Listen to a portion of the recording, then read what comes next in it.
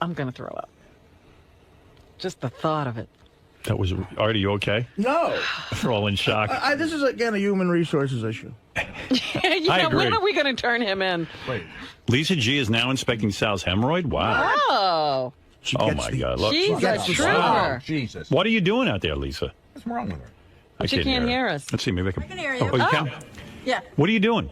It's part of my story. He said I'm doing a story about his hemorrhoids, and he didn't have them earlier, so Now you can I wanted to see. see how bad they were, but Did you look? yeah, I did. I did already. All right, it's enough. All right, Sal. Pick It's up a little inflamed, but not bad. Nothing Right. really. Lisa so wants to be in the club. No, I don't. All right, stop. Oh, stop it, Sal. All right, so that. All right, thank you, really Lisa. nothing to All right, report. Lisa reporting from the bathroom with Sal. The hemorrhoid is all right. It's I got to not tell too you, inflamed. Lisa's really committed to her job. Yes, she is. Not too many reporters would go down that dirty. I wonder if Sal's hemorrhoid gave her any new interesting ideas for next year's cookie party. Yeah. She said my ass will look nice and clean. She examined it. I mean, it looked clean. People's butts could be nasty. Yeah. I keep my ass very, very clean. You know? You had nothing hanging in, hanging out, no little. Nothing. No little little pieces of toilet paper. Right, You know? nothing. Like participle? No, no dingleberries. Right. No I think dingleberries. Lisa is a great asshole examiner. I'm gonna have Lisa examine my asshole every day with this diet. There's a lot of ass around here. Yeah, you ain't kidding. You know what I think? I think every day I'm gonna eat, take a dump, go on a new diet, and every day No, Lisa will come not in. every day. I You're need gonna a be my. month. You're gonna be my ass. You're gonna be my asshole doctor. You better be smarter than Sal. Ganji's gonna lose that bet. I'm gonna prove. I'll prove. No matter what I say, could be a bunch of hot air right now about Ganji, but let's see who wins the bet. I'm smarter than Jeff the Drunk. Ganji, I'm not giving Ganji the money anyway.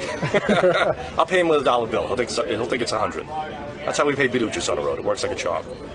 It is time to find out the IQ situation now. Yes.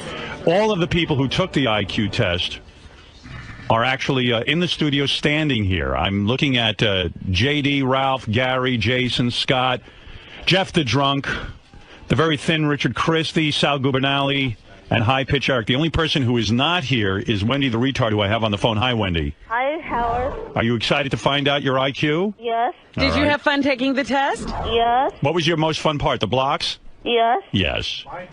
Oh, see, I'm now not in my bed. Jeff the Drunk, your favorite was the blocks? It was. Yeah, you like blocks. I loved it. Yeah, okay. Now, Wendy, I'm going to ask you to hold on while I get Dr. Sit and Dr. Muggley on the phone. Dr. Sit. Okay, let me get Dr. Sit first and lock Dr. Sit in. Actually, I And should be confident in my bet. Dr. Muggley is over there. Dr. Muggley, Dr. Sit, hi. Hi. Hello, Howard. Now, Dr. Sit is calling in from Israel, Jerusalem, Israel, and What's he doing there? he's on a IQ mission. A secret. Top secret IQ mission. Top secret IQ mission. Dr. Sit, you administered how many tests? I administered 6 out of the 9 tests. 6 out of 9, and Dr. Muggley, obviously, you did 3. I did, yeah. Dr. Muggley, who did you test? I tested Richard, Ralph, and high-pitched Eric. Okay. Richard, Ralph, and High Pitch. By the way, Ralph told me he was very attracted to you. I don't know if that factors into the test. He said he was a little distracted. I thought she was very cute, so if I do badly, it's her fault. I was very distracted. Very nice legs. Were you able to concentrate, or were you busy looking over Dr. Muggley's situation? I was looking at her. It took me a while to settle in. Dr. Muggley, are you a married woman? I am not married. Oh. Hey, now. Hey, but I don't want to date an idiot. I'll tell you what. I might have an IQ. I might not have a high IQ, but you have nice legs, evidently. All right. Now, Dr. Muggley and Dr. Sit, you administer these all the time. And we are excited. We know that you are legitimate IQ testers. And I said something before I give the results, and I'm about to give them. And I want Dr. Sit and Dr. Muggley to back me up on verify this. this. That, you know, boys, I think you're all very brave for taking this. Except for High Pitch and Jeff the Drunk. I mean, I tried. I mean, the doctor said to me, you don't get points taken off for trying. Right. And you don't think he's the dimwit? You know what? Come on. That pretty much seals the deal. Let me give you your money now. All right. She thought it was Jeff. There's no way. Jeff's beating High But Pitch. Jeff loved the blocks. He did. I did. No, doctors, what I am trying to say is, you are all, what's wrong? He's like dripping sweat. Are you all right? What's wrong? Why are you Fine. You're fine. I'm fine. There's something all over his arm, like snot or something. Oh, God. Oh, Why are you sweating? Do you want to sit down? Can you handle this? I think I should. You know, give him a chair to sit in. What are I going to wipe it with? Put your dumb hat down. Wipe yourself off. He's dripping. Why are you sweating? You nervous about the results? Yeah. You are. All You know right, what? Howard. Howard, can I You also... think he's not dull? He couldn't figure out how to take those napkins. You know what? You're right. High pitch. You might Fuck be. you, Robert. If somebody has a folding chair, give him his seat because, for Christ's sake, I mean, the guy looks like he's going to collapse. Howard, he also stinks really bad. Jeff, It's a combination of cigarettes. Jeff, I hope you beat him in the test. Yeah, never. By the way, what you're smelling on Jeff is raw intelligence, as the doctor would tell you. Raw. Jeff, you showered, right? I did. I took a shower and deodorized. All right. Ass wipe. How many cigarettes did you smoke?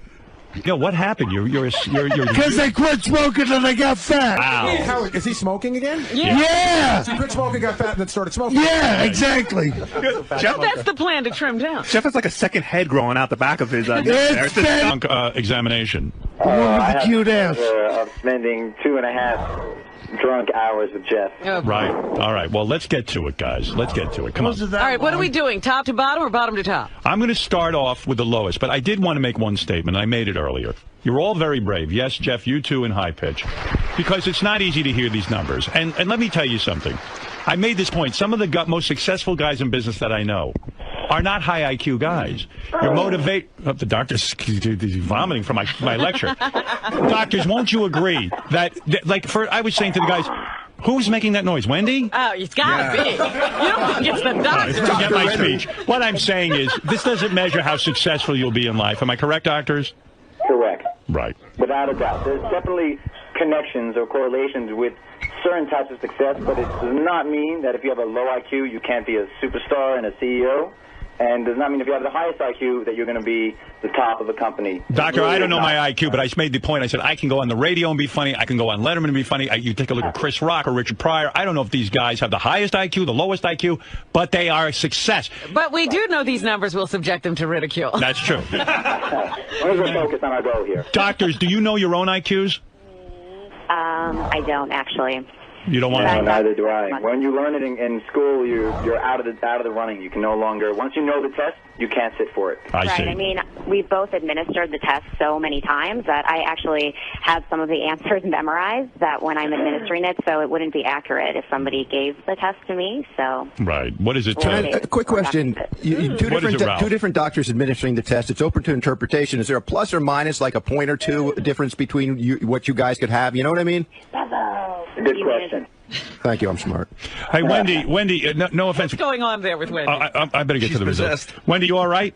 Yeah. Okay. All right. Let's stop the chatter. I just need to make one point. It's important that everyone knows that we have been given full permission by all of the staff to share this, to share the information with your audience. Right. Because confidentiality in our business is of the utmost importance. So I just want to make that very clear that we got specific permission to share whatever. Yes. We're not going to kill ourselves. Well, anybody here feel like they're going to kill themselves if they are stupid? Sal, are you going to?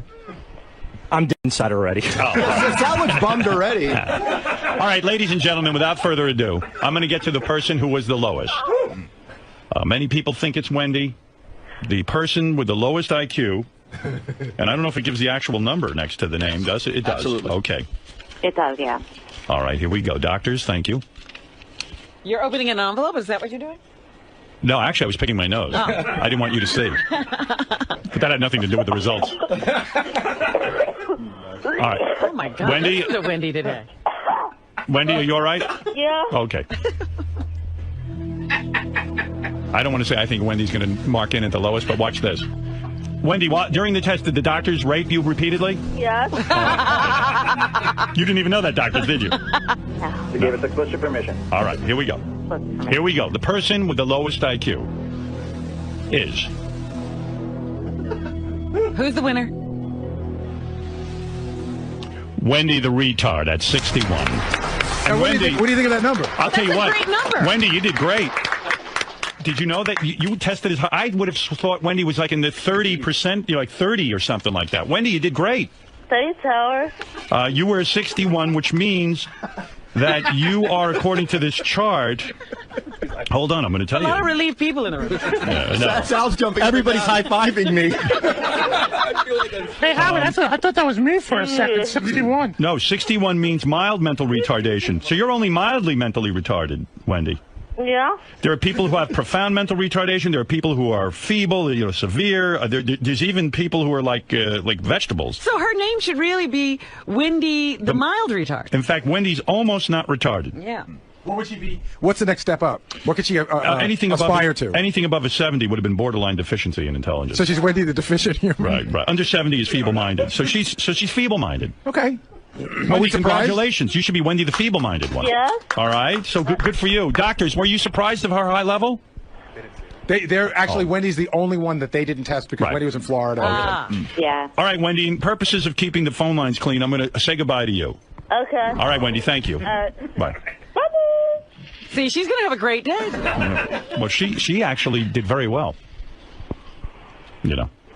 All right, now let's get down to it. The second stupidest person. Oh, Jesus. The person who was closest Gary, to why are you Wendy. looking at me for?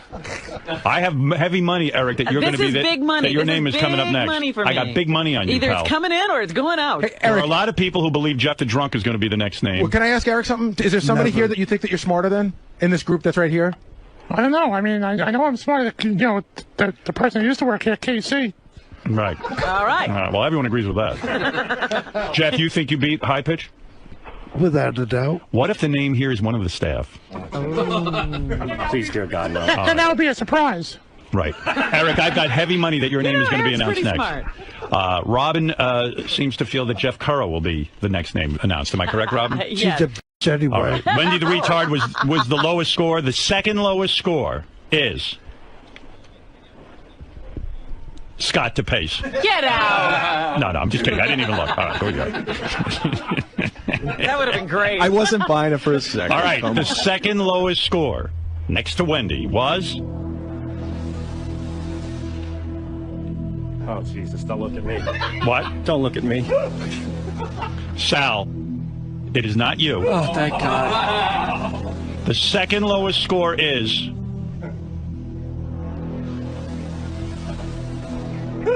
Me. What? Me? Take it easy over there. High Pitch Eric with a 66. Whoa! That's unbelievable.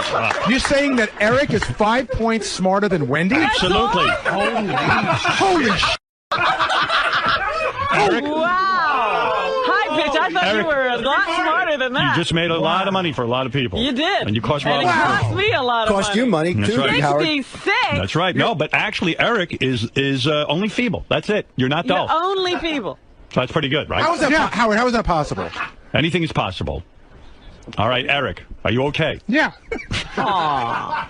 We knew you weren't the brightest bulb. Hey, Who Howard. did you think, Eric? Who did you think you were going to be? Maybe Jeff. Yeah, well, we're I going to thought find you out would, now. too. who Maybe the- 𝗦𝗵cie𝘄. Right. I thought you might be 𝗦𝗵cie𝘄. Me too. All right, go ahead. I know that Dr. Muggley, she's the one that gave Eric the test. She had some concerns that he was being serious when he took the test. Really? Yeah, you should ask her because it's interesting. Her explanation. What is your explanation, Dr. Muggley? Well, I mean, I don't know, just because I don't have information on Eric's past functioning or current functioning, that it's really hard for me to say whether this IQ is 100% valid just based on his effort during the testing. And that's why during the testing I was kind of encouraging him, basically, okay, please try, put an effort, you don't get points taken off for Eric, guessing. the doctor feels you didn't try hard enough. I did try. You did? Yes. You say you didn't because... No, I know I tried. You really did try? Yes. Okay. You did your best? Yes. Dr. Muggley feels... She's been around. She knows things. She's done this test a lot. Honestly, I did. Maybe you threw the test so you could just be extra stupid. No, He doesn't want anybody expecting anything from him. Is it not a scheme? I did try. You did try? Yeah. Okay. He said that to me in the elevator. He said she kept telling me, at least try. Maybe Dr. Muggley couldn't believe. What, was he not going to answer at all? Dr. Muggley, what made you think he wasn't trying that hard? Well, it just based on sort of the testing, behavior and kind of what was, how he was doing on the test and whatnot. I mean, Maybe she thought he was putting on a goofy voice or something. Yeah, well, that's his real voice. No, I know that's his real voice. Hey, can I ask Dr. Muggley, so a person with a 66, can they, by most of your accounts? Can they live on their own, function on their own? Yeah, I mean, that's the thing. I mean, that's an extremely low. It's in the first percentile. Right, and you would think... See, that's my point. So you want something. Eric does live independently, from what you told me, and he does. I think he has a job, but see, I don't know all these things. He does. I don't know his past He hands out cups. jobs. Right, so I usually you might need some assistance if you have an IQ this low. So this is not valid. You're absolutely right, because either he's the biggest overachiever in the world, which is, in other words, for a man of his intelligence, he's gotten very far. Or what's the other explanation? He threw the test. Do you think he might have thrown the test? No. You didn't throw the test. I tried my best taking the test. So you realize how successful you are in life?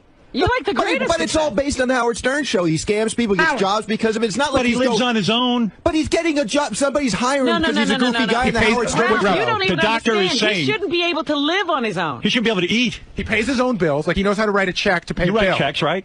No. Oh, you don't? What do you mean you don't write checks? No. I mean, I get direct deposit from work, and I pay my bills from there. Oh, so you do pay bills. How do you pay your bills? With my ATM card.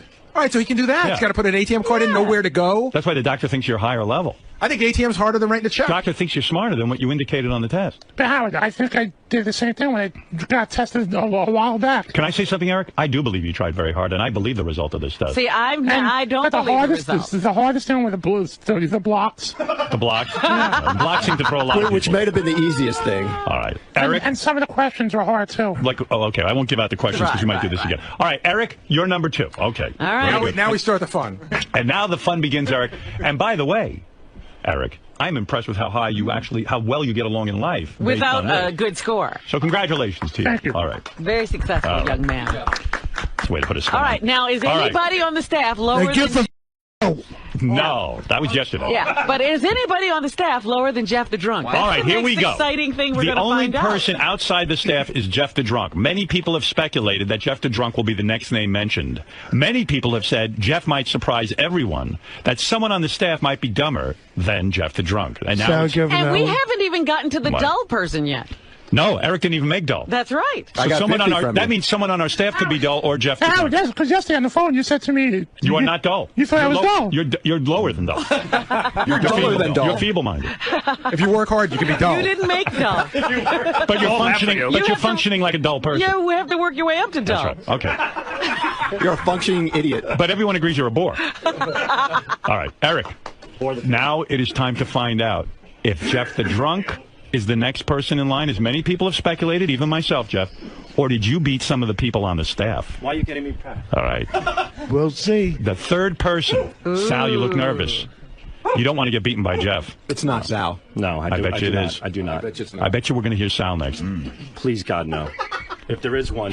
He's all of a sudden praying. JD, you're laughing. You think this is funny. I love seeing Sal in so much pain. All right, You, JD. I love how Sal's looking for God now. The third person on the list. From the bottom up. From the bottom up. Next to High Pitch Eric. With a score of 89. Which would make him dull. Which would make him dull. But not retarded. Is... Come on. Say it already. Oh, don't look at me. Ralph, it is not you. You scared me. No, I'm not dull. Jeff the Drunk. Jeff the Drunk. All right. Very nice, though. 89. I'm not dull, though. No. Yes, you well, are. I'll tell you if you're dull or not. Let me see. Fuck you, Robert. Let me see if you're dull. You are... Let's see, 70 to 79 is borderline deficiency. 80 to 89 is dull. So you're at that top of the dull. You're almost normal. You're the Almost top of the heap normal. dull. No. I'm going to have to take it. You're a point away from being normal. So congratulations. Little surprised at that. Howard. Why are you surprised? I thought he was like a 95-ish. You thought he was smarter than that. I thought he was smarter than that. No, he's dull. I have to say something in Jeff's defense here. Yes. Yes. Jeff, as we all know, is handicapped with his dominant hand, with his right hand. Yes. Some of the tests that are administered here require someone to use their hand. And Jeff did his best with his left hand, but if in looking at the details of his score, without a doubt, the tests that required him to use his hands and, to use a pencil and to draw and to really move quickly with his hands were his lowest scores. So he might have had a few more. So I'm normal. He could have gotten into the Let's think if he was normal. You're in the average. There's no way you could be dull. I'm ordinary. There's no way you're ordinary. You're extraordinary. No, but so doctor, would it be fair to say in Jeff's case, because of his unusual handicap, that he could have lost points, IQ points? Yes, he could. And if this were a more elaborate testing where we really rarely give one test to evaluate someone in total. No. If we would give more, without a doubt, Jeff's strong point and his strengths. Very good. Jeff, you can feel good. Thank you. You're probably normal. We don't know 100%, but we feel you're probably normal. How did Jeff lose the arm? He lost it in an car accident. Okay, not his fault. All right. There you go. Well, he was drunk. Actually, it wasn't it was his fault. He was drunk, so he's stupid. Driving. So he wasn't driving. Oh, I thought he was. So can Jeff stop sweating now? Exactly. You feel a little better now? Yeah. Yeah, all right. Okay. Okay, now we get to the for the rest of the dummies. We've gotten to the meat. All right. Now we get down to it. Fortunately for my staff, High Pitch, Wendy, and Jeff did not beat you. Did not beat you. Would you have fired somebody? The person closest to Jeff, High Pitch, and Wendy the retard. Oh, who could it be? Who do you think it is? Coming in with an IQ of 102. Oh, that's not bad. 102, putting him in the normal range, but at the low end of the normal range. You double check that. 102 would be, yes, average or normal, but at the lower end. What is average or normal, the range? 90 to 109. Well, that's sort of in the middle. Coming in at 102.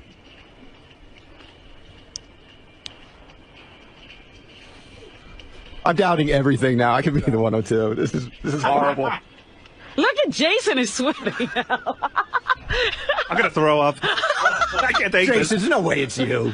Once you cross 100, it could be anybody. Jason. Yeah, that's true. Jason. It's not you.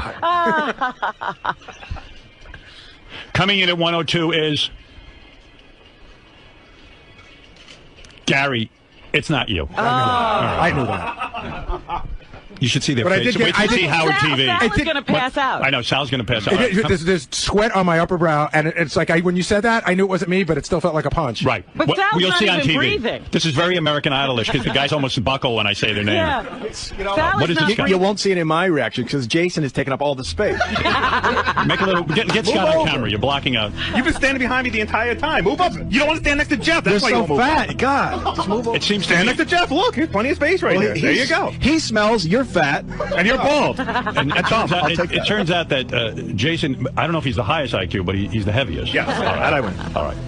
Coming in at number 4 with an IQ of 102 on my staff Is Sal Governal. Sal. What's the matter, Sal? Sal, not bad. 102, you're normal. Sal, Yeah. you're normal. Right. What, you're upset? he's just above Jeff. Well, This is something you want to say. You beat Jeff. big deal.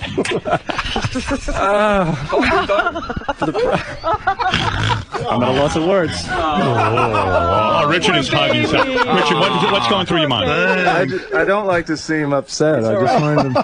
It's all right. Over 100 is good. Yeah. By 2 points. Dude, 102 is good. You're normal, intelligent. Yeah. Isn't that better than you thought it would be? Didn't we have Sal between 95, not breaking 100? Yeah. In fact, I know I lost money on him. You did. You lost 500 to me. That's right. Just because I said Richard's smarter. Well, that's good. I'm normal. That's good. Nobody's ever said I'm normal in my life, so this is actually pretty normal, good. You're normal. It's ironic that that's for an IQ test, I'm actually being called normal. Anybody else want to weigh in on their thoughts, Gary? Sal, was there an expectation in your mind that you would do better than you did? I thought I would be anywhere between 89 and 105. So then you did great. You did great. Well, no, I wasn't proud of that, my expectations at all. I bet if you take the IQ of a lot of the guys that look at piss websites, like Sal is on the high end. Were you hoping you beat Richard in a way? No. I hope Richard sweeps this whole thing. You wanted to beat JD, though, right? No, I love JD. I just wanted to do well for All right, myself. well, you know what? It turns out you're not retarded. You're normal intelligence. You miss dullness. You miss dullness. You can't measure that in a test, right, Doctor? He's very creative. He makes phone That is correct. This does not go near creativity. We know, Sal, you're very creative. Did he score high in anything? Dr. Sitt, you gave Sal his test? Yeah. Dr. Sitt, I understand at one point during one of Sal's answers you laughed. Yeah, Sal's a funny guy. He wasn't trying to be funny. Not one bit. All right, Dr. Sitt, we're going to move on now. I'm normal. Good. All right, so Sal is the lowest out of the staff. Wow. All right. That hurts. But you're normal. Depends how you look at it. This is a staff that you don't want to have that happening.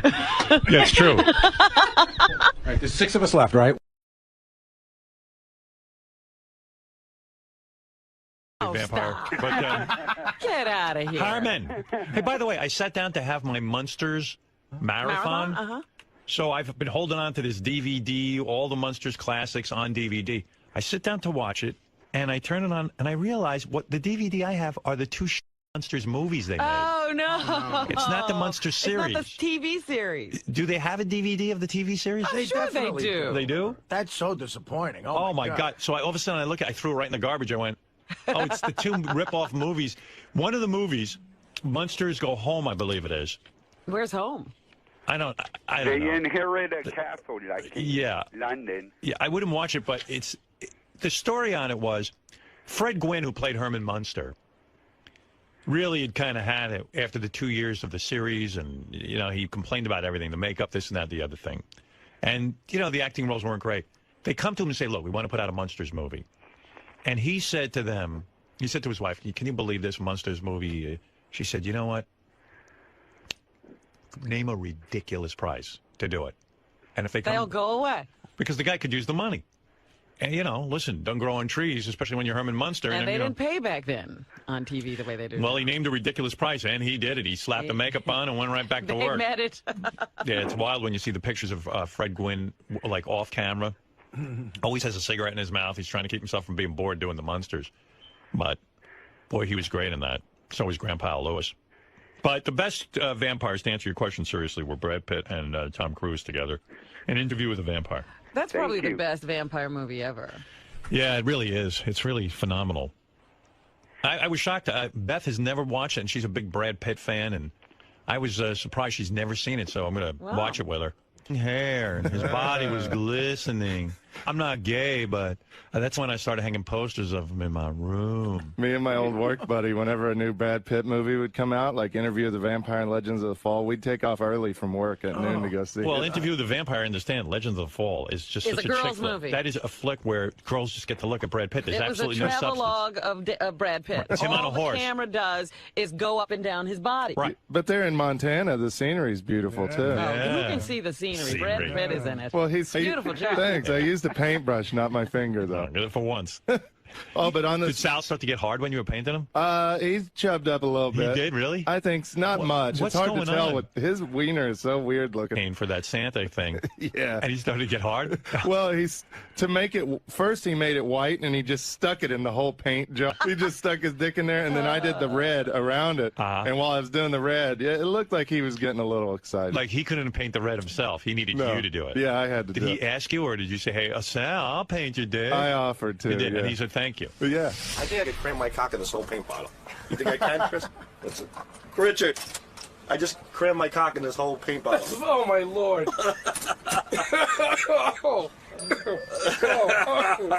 Stop it. Stop it. Serve the cock. Dude, you gonna... Look at it. Richard, my whole cock's in the bottle. Cock in a bottle. I feel like a retarded Martha Stewart making Christmas crafts. I wish it was Martha Stewart instead of you. Easy on the tip, babe. So where was this, in that little room of yours? And he's standing there, and you're painting it with a paintbrush, and he starts to get hard? And you know how I can tell he got a little hard is because later the paint was all cracked because like his dick had been a little hard, and when it shrunk, the paint was crackled. You guys really ought to act this out. You guys ought to get... It looked like an elephant trunk. You know, the skin started breaking up and got scaly with the paint. Started getting hard when Richard was painting you? Howard, he insisted that he paint me. Yeah, but you got... You can say no. This is what happened. I saw the paintbrushes in the drawer. I said, "Oh, Richard, there's no paintbrushes here." Richard goes, "Oh no, I've seen them before." And in 2 seconds, he pulls out 20 paintbrushes. He goes, and he drops right to his knees like he's gonna blow me. Right. And he's like a little kid in kindergarten, just painting my cock. He's like, "This is wonderful. This is gonna be the greatest thing ever." Did he say this is wonderful? Oh yeah, he loved it. He loved it. Well, how else are you? You're never gonna. What about Christmas. you? I mean, you started to get hard. Were you embarrassed?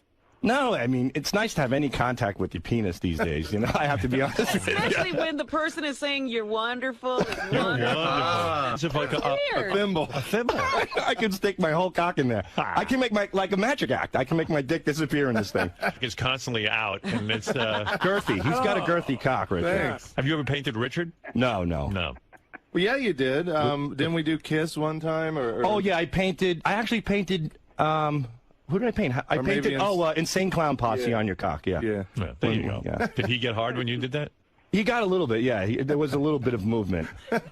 You guys almost got killed that day. Yeah, I know. We're never doing that again. I thought it was a touching tribute. Don't you think, like, you're painting his penis and he's getting hard and you're telling him how great this is? It's like, don't you think you're pretty close to, like, just kind of, like, doing something together, like jerking him off or something? Well, if there's enough money involved. No, but wouldn't you jerk him off? If Sal said to you at the back, like, oh, man, my wife just doesn't touch me anymore. Just do me a favor. Even if you put on a glove, just jerk me off. I wouldn't be able to. Honestly, when you're painting him, though, you handle it. You're practically jerking him off. If I had one of those, those Spider-Man hands that you can buy where you squeeze, it's like a robot hand. I might use one of those on him. Well, why don't you go get one now? Hey, Richard, can we tell about that jerk-off story a long time ago, 5 years ago, on the road? Jerk-off story. With the lady? What? No. Never mind. No, It's so funny. What happened? I think we talked. Well, Richard he was drunk off his ass one night, and there was a chick backstage. So I gave her a couple bucks to give Richard a hand job because he hasn't gotten laid. This is when he said he didn't get laid at 10. Remember 10 years? Before the girlfriend, right? Yeah, So, when we were at K-Rock. Yeah, so she was like some trampy skank, and I gave her. Oh, now I remember. Yeah, and I gave her a couple of bucks, and Rich's All you like, had to do was say trampy skank. yeah. I think that was on her T-shirt. Now I recall. So Richard's like, thanks, buddy. This is going to be the greatest night ever. So he drops his pants. He looks at his cock. She gets a whip or something. Oh, God. She goes, you want a hand job, baby? And Rich goes, yeah. She goes, I'll take care of you. She picks up his hand, puts it on his own cock, and she jerks his wrist up and down. She wouldn't touch his dick. He jerked his own cock. Even this skank wouldn't touch his penis. Oh, man. Get your money back, man. Were you pissed? No, I didn't. You know what? I didn't even care. I didn't really want to be around this woman anyway. Well, why wouldn't she touch your cock? Does he smell? I just didn't think she wanted to at all the whole time. Yeah. But she got paid. So she So I didn't know he paid her. No, yeah, I gave her a couple bucks. I didn't know. I see. So you were just trying to make it like this girl couldn't resist him. Yeah, because Richard hasn't gotten laid in so long, so I wanted to hook him up. It was nice of you not to tell him. Yeah, well, I wanted to help the guy So you thought out. you were a stud, right? Like, this girl's like, wow. Yeah, I just thought it was some girl that was into me, but meanwhile, she wouldn't touch you. No, so what did you do? You wrapped your hand around your penis, and then she just jerked your arm back and forth? Like, I think she had a finger on my elbow or something. Really involved. Yeah. So did you jerk off? I didn't even finish, I don't think. Oh, my God. Could imagine. Yeah. She probably just got finished blowing some crack addict, and she won't even touch his penis. Well, I didn't even really want her touching me anyway, to tell you the truth. Oh, please. I'd rather have Sal. Sal and Richard get a lot of pussy on the road? No. Sal's married. I mean, I have a girlfriend. I get Richard on the road. Before I had my girlfriend, I don't think I have made. That was probably the only instance of me even getting laid. And Sal paid back at K-Rock. And you didn't really. Yeah, I didn't. Wow. But even with the band on the road, you never got. Never. No, I went 10 years without it. Yeah, that's when he was a rocker. You must really be gross if girls won't even, like, for 10 years wouldn't have sex with you. Well, I never really tried back then. Yeah, but I mean something. Yeah, I had in a band, usually somebody's throwing themselves. Yeah, at you. but I was in like heavy metal bands in the '90s. It was a sausage fest. It was most you of the don't guys seem that in the gross. crowd. I mean, he's not a horrible-looking guy, right? No, not when he takes care of himself. And his girlfriend's beautiful. Yeah. Thank you. She is I awesome. remember there was a chick up in Louisville that was all over Sal backstage. Really? Louisville where? Kentucky. Louisville where? No, Louisville. I remember Beetlejuice got a blowjob in Louisville in front of everybody. This chick actually blew Beetlejuice. Why does Beetlejuice get a blowjob and girls won't even touch Richard? I mean, Well, you should see what's willing to give Beetlejuice a blowjob. Let's see, black, toothless, retarded midget, or Richard Christie. I'll take the black, retarded midget. Well, Beatles standards aren't as high as mine. Was the girl really gross? Which, the Beatle one? Yeah, or? the Beetle one. Oh, No. I wasn't there. No, she wasn't gross at all. Really? She was hot. Really? And we made a circle around her. It was crazy. It was like, I don't know. It was insane. It was like a Bellini Was this on movie. stage? This was upstairs from the stage. Upstairs there was a bar with a couch. She came back and said, I want to blow Beetlejuice? No, she sat down next to him. She took her tits out. She put it in Beetlejuice's face. He was licking her nipples and everything. And then I said, hey, how about, for $10 would you blow Beetlejuice? So she goes, not $10. So we took money. Everybody started taking money out. I think it was like $100. We handed her the $100, and she sucked his cock right there. Wow. And good girl. And she went home to her husband and kids. She had a husband? I think so. Oh, that's usually the case. Yeah. The single ones don't blow guys on the road. It's the married ones. Oh, my God. Wow. Yeah. Yeah. Wow. Yeah. Single chicks are like pure, you know what I mean? Looking for a guy who looks like Brad Pitt. Right. Married chicks with kids are looking for Beetlejuice in Louisville. A few thrills. Wow, that's just nasty. Yeah, yeah. Wow. This one chick made out with Beetlejuice one time in L.A., and as soon as she made out with him, she turned around and puked right in the booth that she was sitting in immediately. And Beetle's not insulted. He's No, like, no. hey. Oh, he was clueless. Right. He thought he was a stud. He thought he made her come out of her mouth. She orgasmed him. She's squirting. Wow. Reverse squirt. He's a stud on the road. Really? Amazing. Women want to be with him. Oh, they love him. Wow. Absolutely love him. That's unbelievable. Well, he's got a lot of confidence. He'll be like an asshole to women too, but they love it. I said, come on. It is, yeah, Yeah. they love it.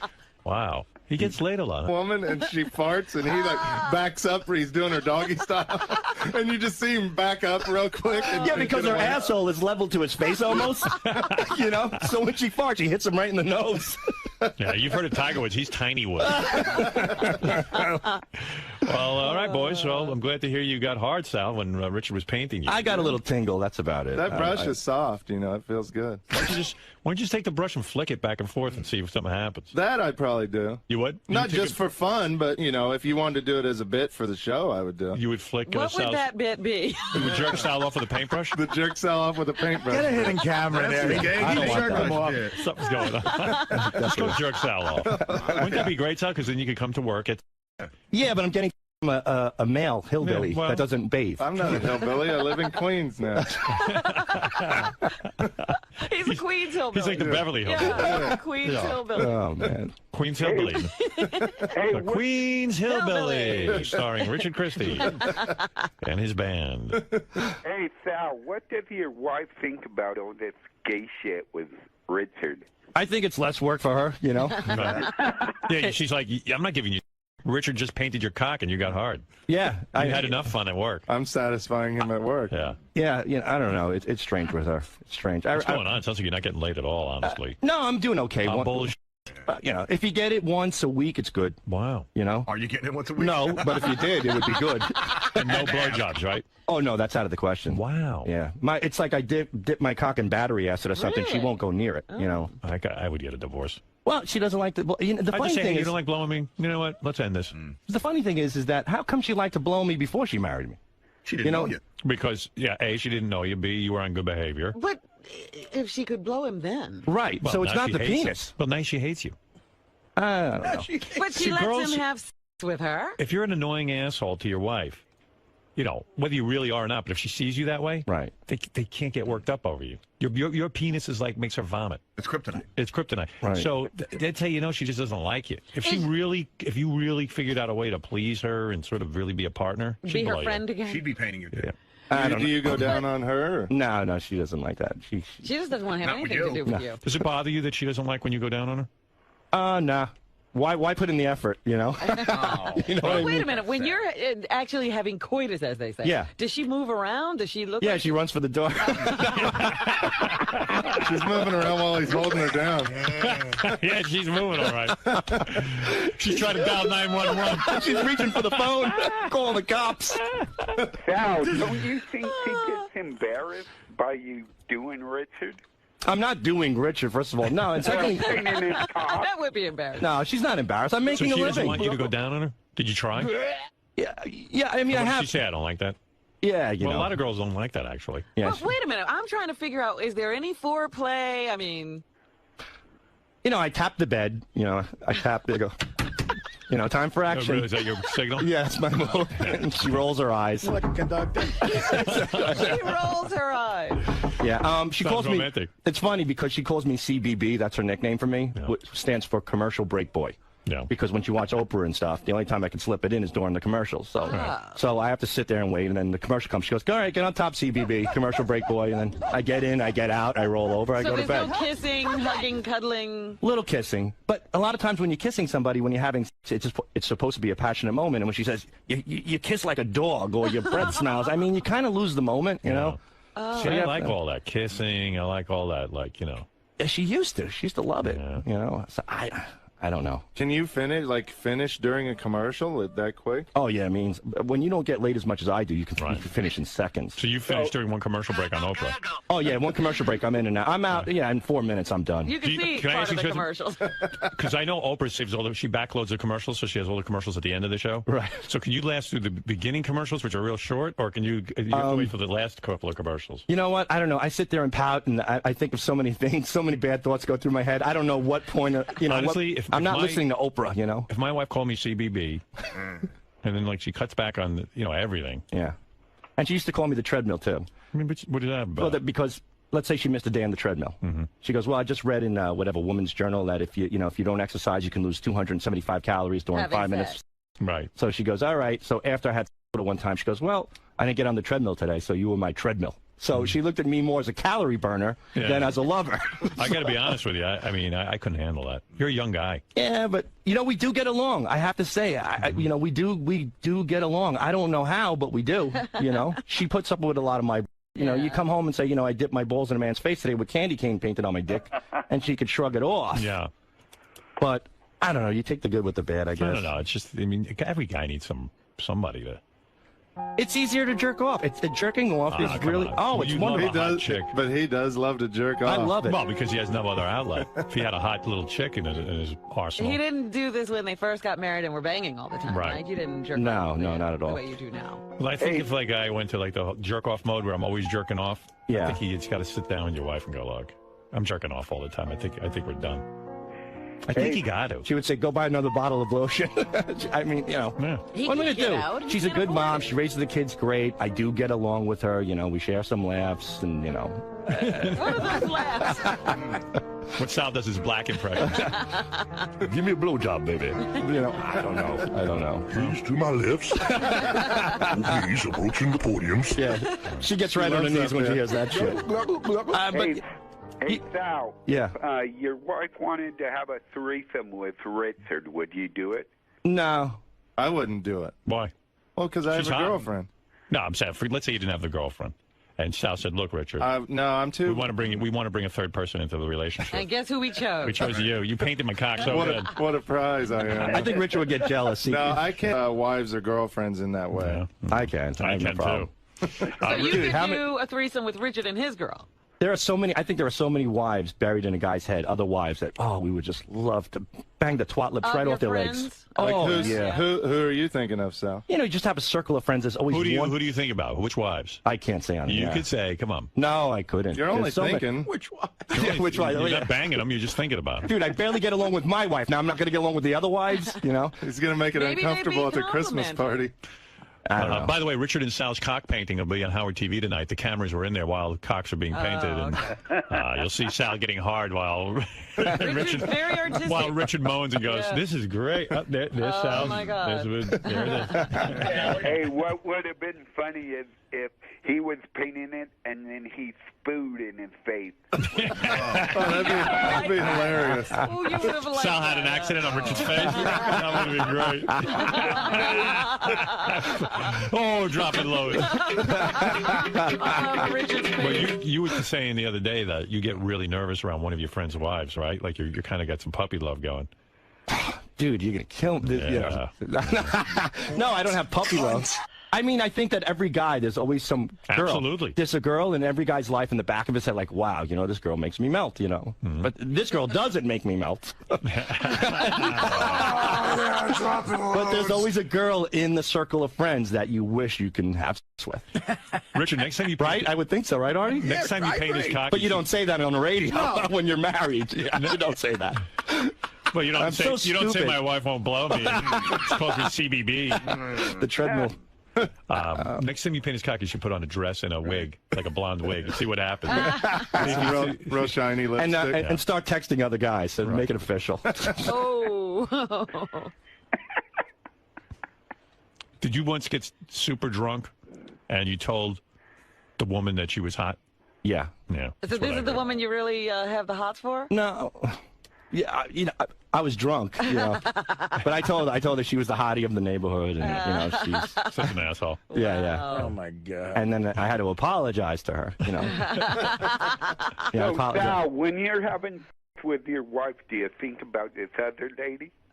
No, because I don't. You know what? There's not enough time for me to think.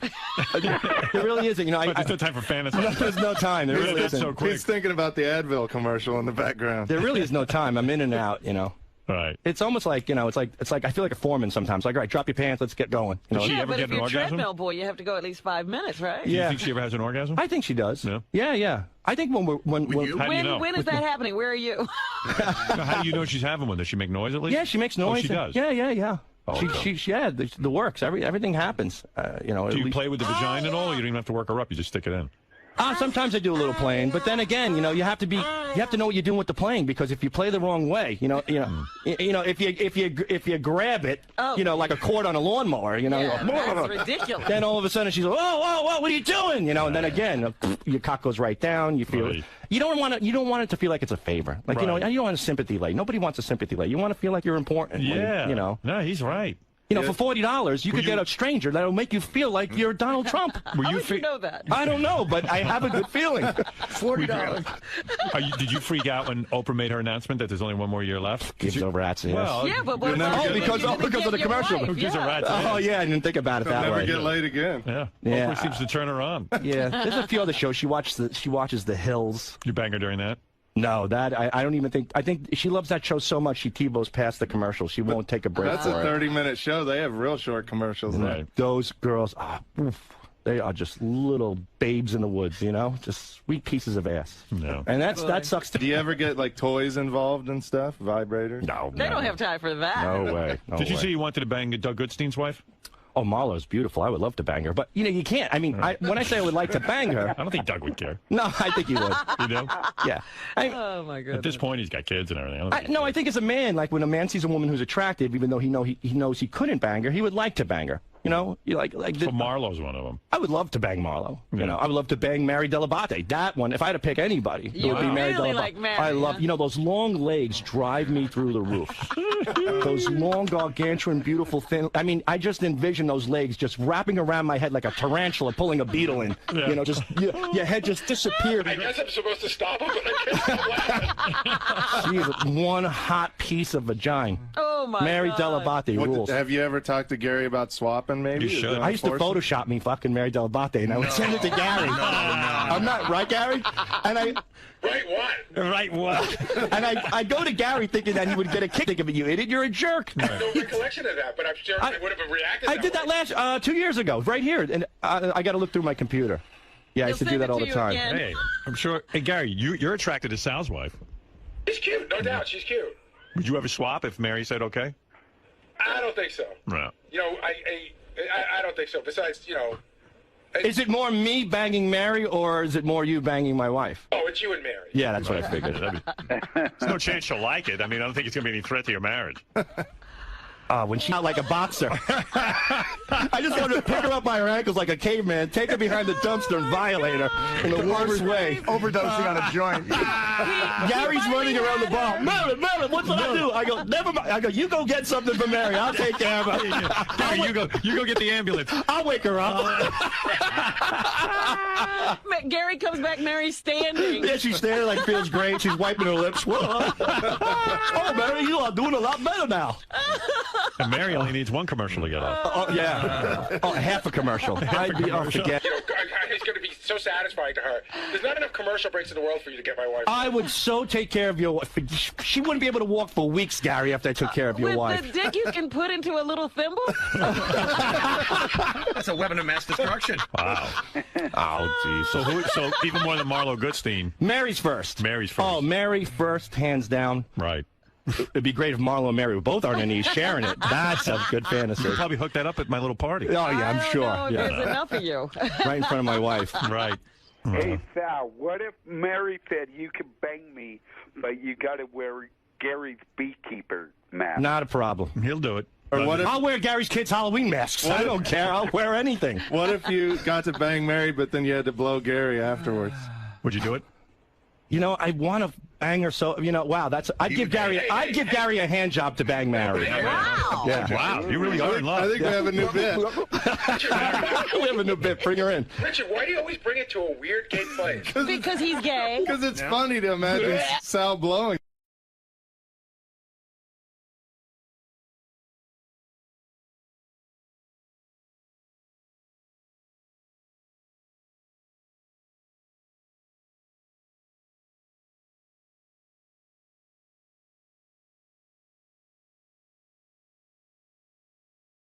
Are mentally ill, they should medicate you. If you're not, then you got to get to the bottom of this anger. But let me ask you something. Go ahead. Let me ask you something. Right, because you tried to commit suicide, and that scares me. But I tried to commit suicide because I had just done coke for 3 days, and I ran out of it. And so you might not be insane. I don't think I am. But taking coke for 3 days is insane. I know. But so everyone who does coke for 3 days, there's a lot of people who do that. I mean, and they're not all insane. I don't think I'm insane. I don't think I'm insane. Artie, sometimes the drug taking is an attempt at self-medicating because of course it of is. insanity. That's what I'm saying. Well, all right. That could be behind the drug use. But okay, and that's it could be. completely I'm not a doctor. understandable. Yeah, I don't know. I understand that. Right. But I'm not on any medication right now. Right.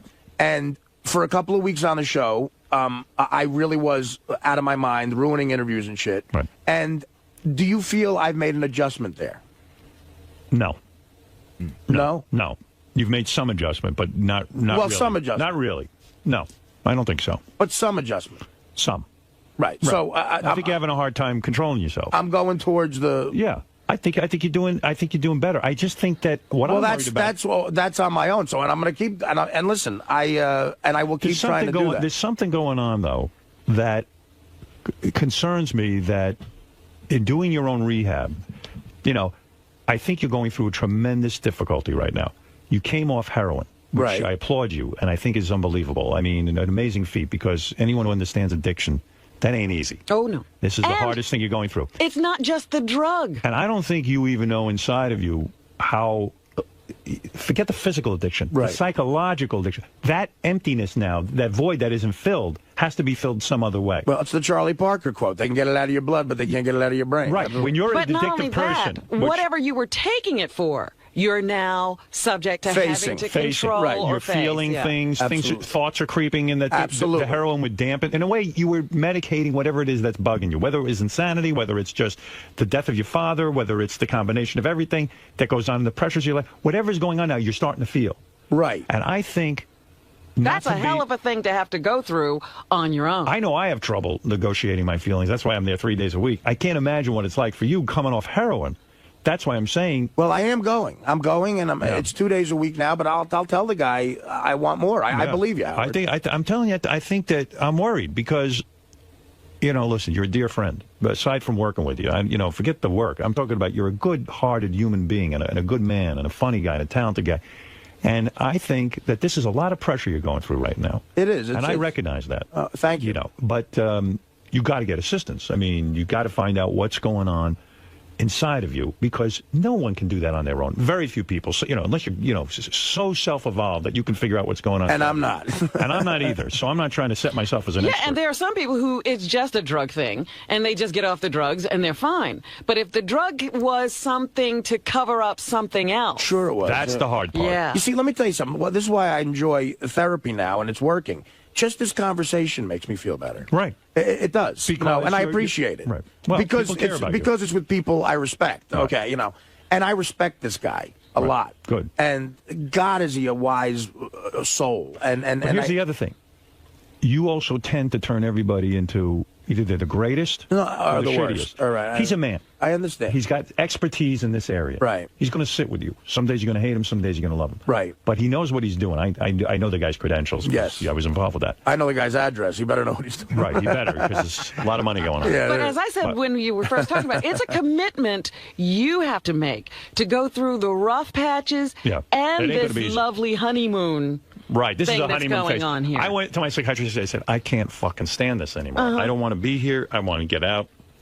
And by the end of the session, I felt great. So it was like, you're always going to have those feelings you want to get away from therapy. Right. I just say, look, who the hell knows what's going on? You've had a volatile past, the horror of your father, as you point out, and who knows what else went on there. You might have blocked out a lot of shit. that you don't even know really what went on. Well, I mean, I can tell you for one thing, I was never abused in any way. Oh, no. That does nothing. I mean, I know. I'm just saying. Me neither. I mean, look at us. Who's going to abuse us? I'm distracted to it. Abuse comes in many colors. Believe me, I wish someone would have abused me. No, I'm just saying. I just paid attention. And anybody can formulate an opinion on what you just said. I just want to make sure. No. I'm not talking about abuse. Right. I understand. You know, and you're right. If anything, my abuse was people ignored me because of the way that I was looked. terrible for you. Right. I wish someone would have touched me inappropriately. I want to be abused. So anyway, let's. This is a topic for off the air, but the fact of the matter is. So let's do it on. Let's do it on. No, what I'm saying so much better on. No, I appreciate even this episode with Joe Buck. Right. While I believe it was, television for me, anything goes. I'm not uptight. But I have a feeling even this weighs on you more heavily than you even know. That this is a lot of attention all of a sudden. It is. And there's a lot of pressure in it. Even the way, like, you're trying to convince this sports guy that you were funny. You're convincing a mad dog. You're caught turning into the mad. You're caught up in a lot here, and there's a lot going on top of which you're running around the country promoting this book, doing stand-up. It's a crazy month. And you just got off heroin. So it's nuts. I'm saying this whole schedule sounds crazy to me. Everything about this sounds crazy. Right. Is what I'm saying to you. And, there's got to be time also to just sit down, relax, get in touch with your thoughts. You're right. And really focus on yourself. Yeah. I mean, I don't see that happening here. I see a lot of busyness to keep you busy, to keep you off of the heroin. Off of Artie. Yeah. Keep you away from it. Keep you off Artie, keep you off heroin, keep you off whatever the fuck it is. Right. There's a lot of running around. There's a lot of energy going on here. And I'm just, a lot of distractions is what they call it. And I hope the psychiatrist will sit with you and try and sort of say, hey, Artie, slow down. Learn to say no to a few things. Well, that's what he said. He goes, because I called him from L.A., and he's like, where are you going? Like, I told him my schedule. Right. And up until July 1st, it is crazy. And even with this show, it's like not everything has to happen at once. Like I always say to Artie, this is a long haul. We have another year and a half. Let's slow it down. Let's just take it easy. There's a lot of panic and pressure here going on. And I worry about you. And I've said this to you off the air, and I'll say it to you on the air. You're a friend, a dear friend. You're a good-hearted man. And I hope the audience doesn't forget that because, a lot of people are saying they hear Artie's anger. They hear he's vicious right now. You're a good guy. You're a good-hearted soul. And I know that about you. But I'm hoping and praying that you do take some time for yourself. Sit down. Yeah, okay, so you don't go away and do stand-up for a week, and it's going to cost you money for not doing stand-up, but who cares? I'd rather you spend the money. Go to a shrink, and sit there and talk about yourself, even until you're sick of talking about yourself, till you break through, until you get to understand what's going on, and let him understand who you are. Right. Because if the theory is that you're insane, good, get medicated. That's easy. That they can fix. If it's not insanity, that you're doing this to yourself. Howard makes this all. Not everybody is capable of dealing with the medication either. That's right. It's not that easy. No, what I'm saying is this is complicated. So what I'm saying is, I don't think Artie's insane. I don't either. But I'm saying is, go get if I was insane, Howard, I don't think you'd keep me here. I mean, you don't know that for sure, Artie. I've seen him hire insane people. Yeah, but you know what? I'm sitting 2 feet from him every day. they couldn't keep the job. Insane people, listen. Right. I'm being dramatic for purposes on the air, but the fact of the matter is, we don't know what's going on inside of you, nor do you. You know what? You're right. I don't know what's going on inside of me. That's what's scary. I'm having somebody diagnose me and help me. And you know what? And for years, I pushed that away, and now I'm embracing it. All right, there you go. And and it's a lot of credit goes to you for that, man, and I appreciate it. You found the guy, and I love the guy. Well, Artie, as important as all of this is... Yeah, but the one thing I would like to say is, because I much like Artie, I am fascinated by people who are out of control, because he's always talking about, his hero, Keith Richards and John Belushi, and, every hero he has, Charlie Parker, they're all crazy. And, and they were literally insane. That's right. And I was watching that Hunter S. Thompson thing, or Thomas, whatever his name was. Hunter S. Thompson. Fear and Loathing in Las Vegas. Well, I wasn't watching that. I was watching a documentary about him. Yeah. And the man's brilliant, but he's in pain every day of his life, and he's taking these drugs to try to get out of his own head, and eventually, it took a long time, but he eventually killed himself. And it was like, that's what I worry about with Artie, is the darkness. That's right. That severe. Well, that's why it has to be diagnosed. Well, and you can't get diagnosed in a day on something like that. So Hunter S. Thompson, I believe, blew his head off at the age of 60 because that's the exact age Hemingway did. I think he said, Hemingway blew his head off when he was 60, and that's what I'm going to do. Believe me, guys, I promise you, I'm not in that place. I'm not there. All right, I'm not that's there. good. I'm far from it, as a matter of fact. I might be annoying, but I'm happy. By the way, as important as all of this is, there's something more important to discuss. Everybody is here for the Bang My Dad update. By the way, I saw these people. This was so funny. I saw them on the street yesterday as I'm driving. The two daughters and the father, and he had a smile on his face. Yeah, we'll find out what happened right after this. Let's take a break. Everybody calm down. Wow, that was a rough hour, man. Well, listen, you're the toast of the town. You're the man of the hour. I don't even care about that shit. I mean, I appreciate the last 10 minutes here, but... you know, I promise you, I'm doing better, and I'm working on everything really hard because I want to be alive forever now. Yeah. And I got a second chance. A doctor told me I'm lucky to be healthy. Like I always thought I was going to die from health issues, and he said, no, if you can control your anger and stuff and not destroy yourself, you'll be around for a long time. You might actually live. And I want to live for a long time. Well, that's good news. All right. Not to everybody on the Stern Fan Network, but I do want to live for a long time. The Stern Fan Network wants everyone dead. It is weird that it's getting this much attention, though. I mean, Joe Buck, if he pretends to be upset about this, I really think it's stupid. But again, I don't want to show any anger. There was one line in that whole thing, and it happened to be the very first line, that maybe Artie would take back or change it, make it a little less... I wouldn't take it back because it got a reaction. But Scott's right, it was strong. But if you take that line out, I don't think there's that much of a deal right now. Yeah, but I mean, look, I said the jizz line during the internet part. Maybe we're desensitized because where we work, but I tell you, we all fucking laughed. And everyone in the crowd was laughing. Yeah. I mean, did you hear me bomb? I didn't bomb. No. You know, Ross Greenberg did not return our phone call. Of course not. Ross Greenberg, I don't think is operating on a ton of brain power. This is the best of the wrap-up show. A recap and behind-the-scenes look with John High and Gary Dell'Abate. The best of the wrap-up show begins now.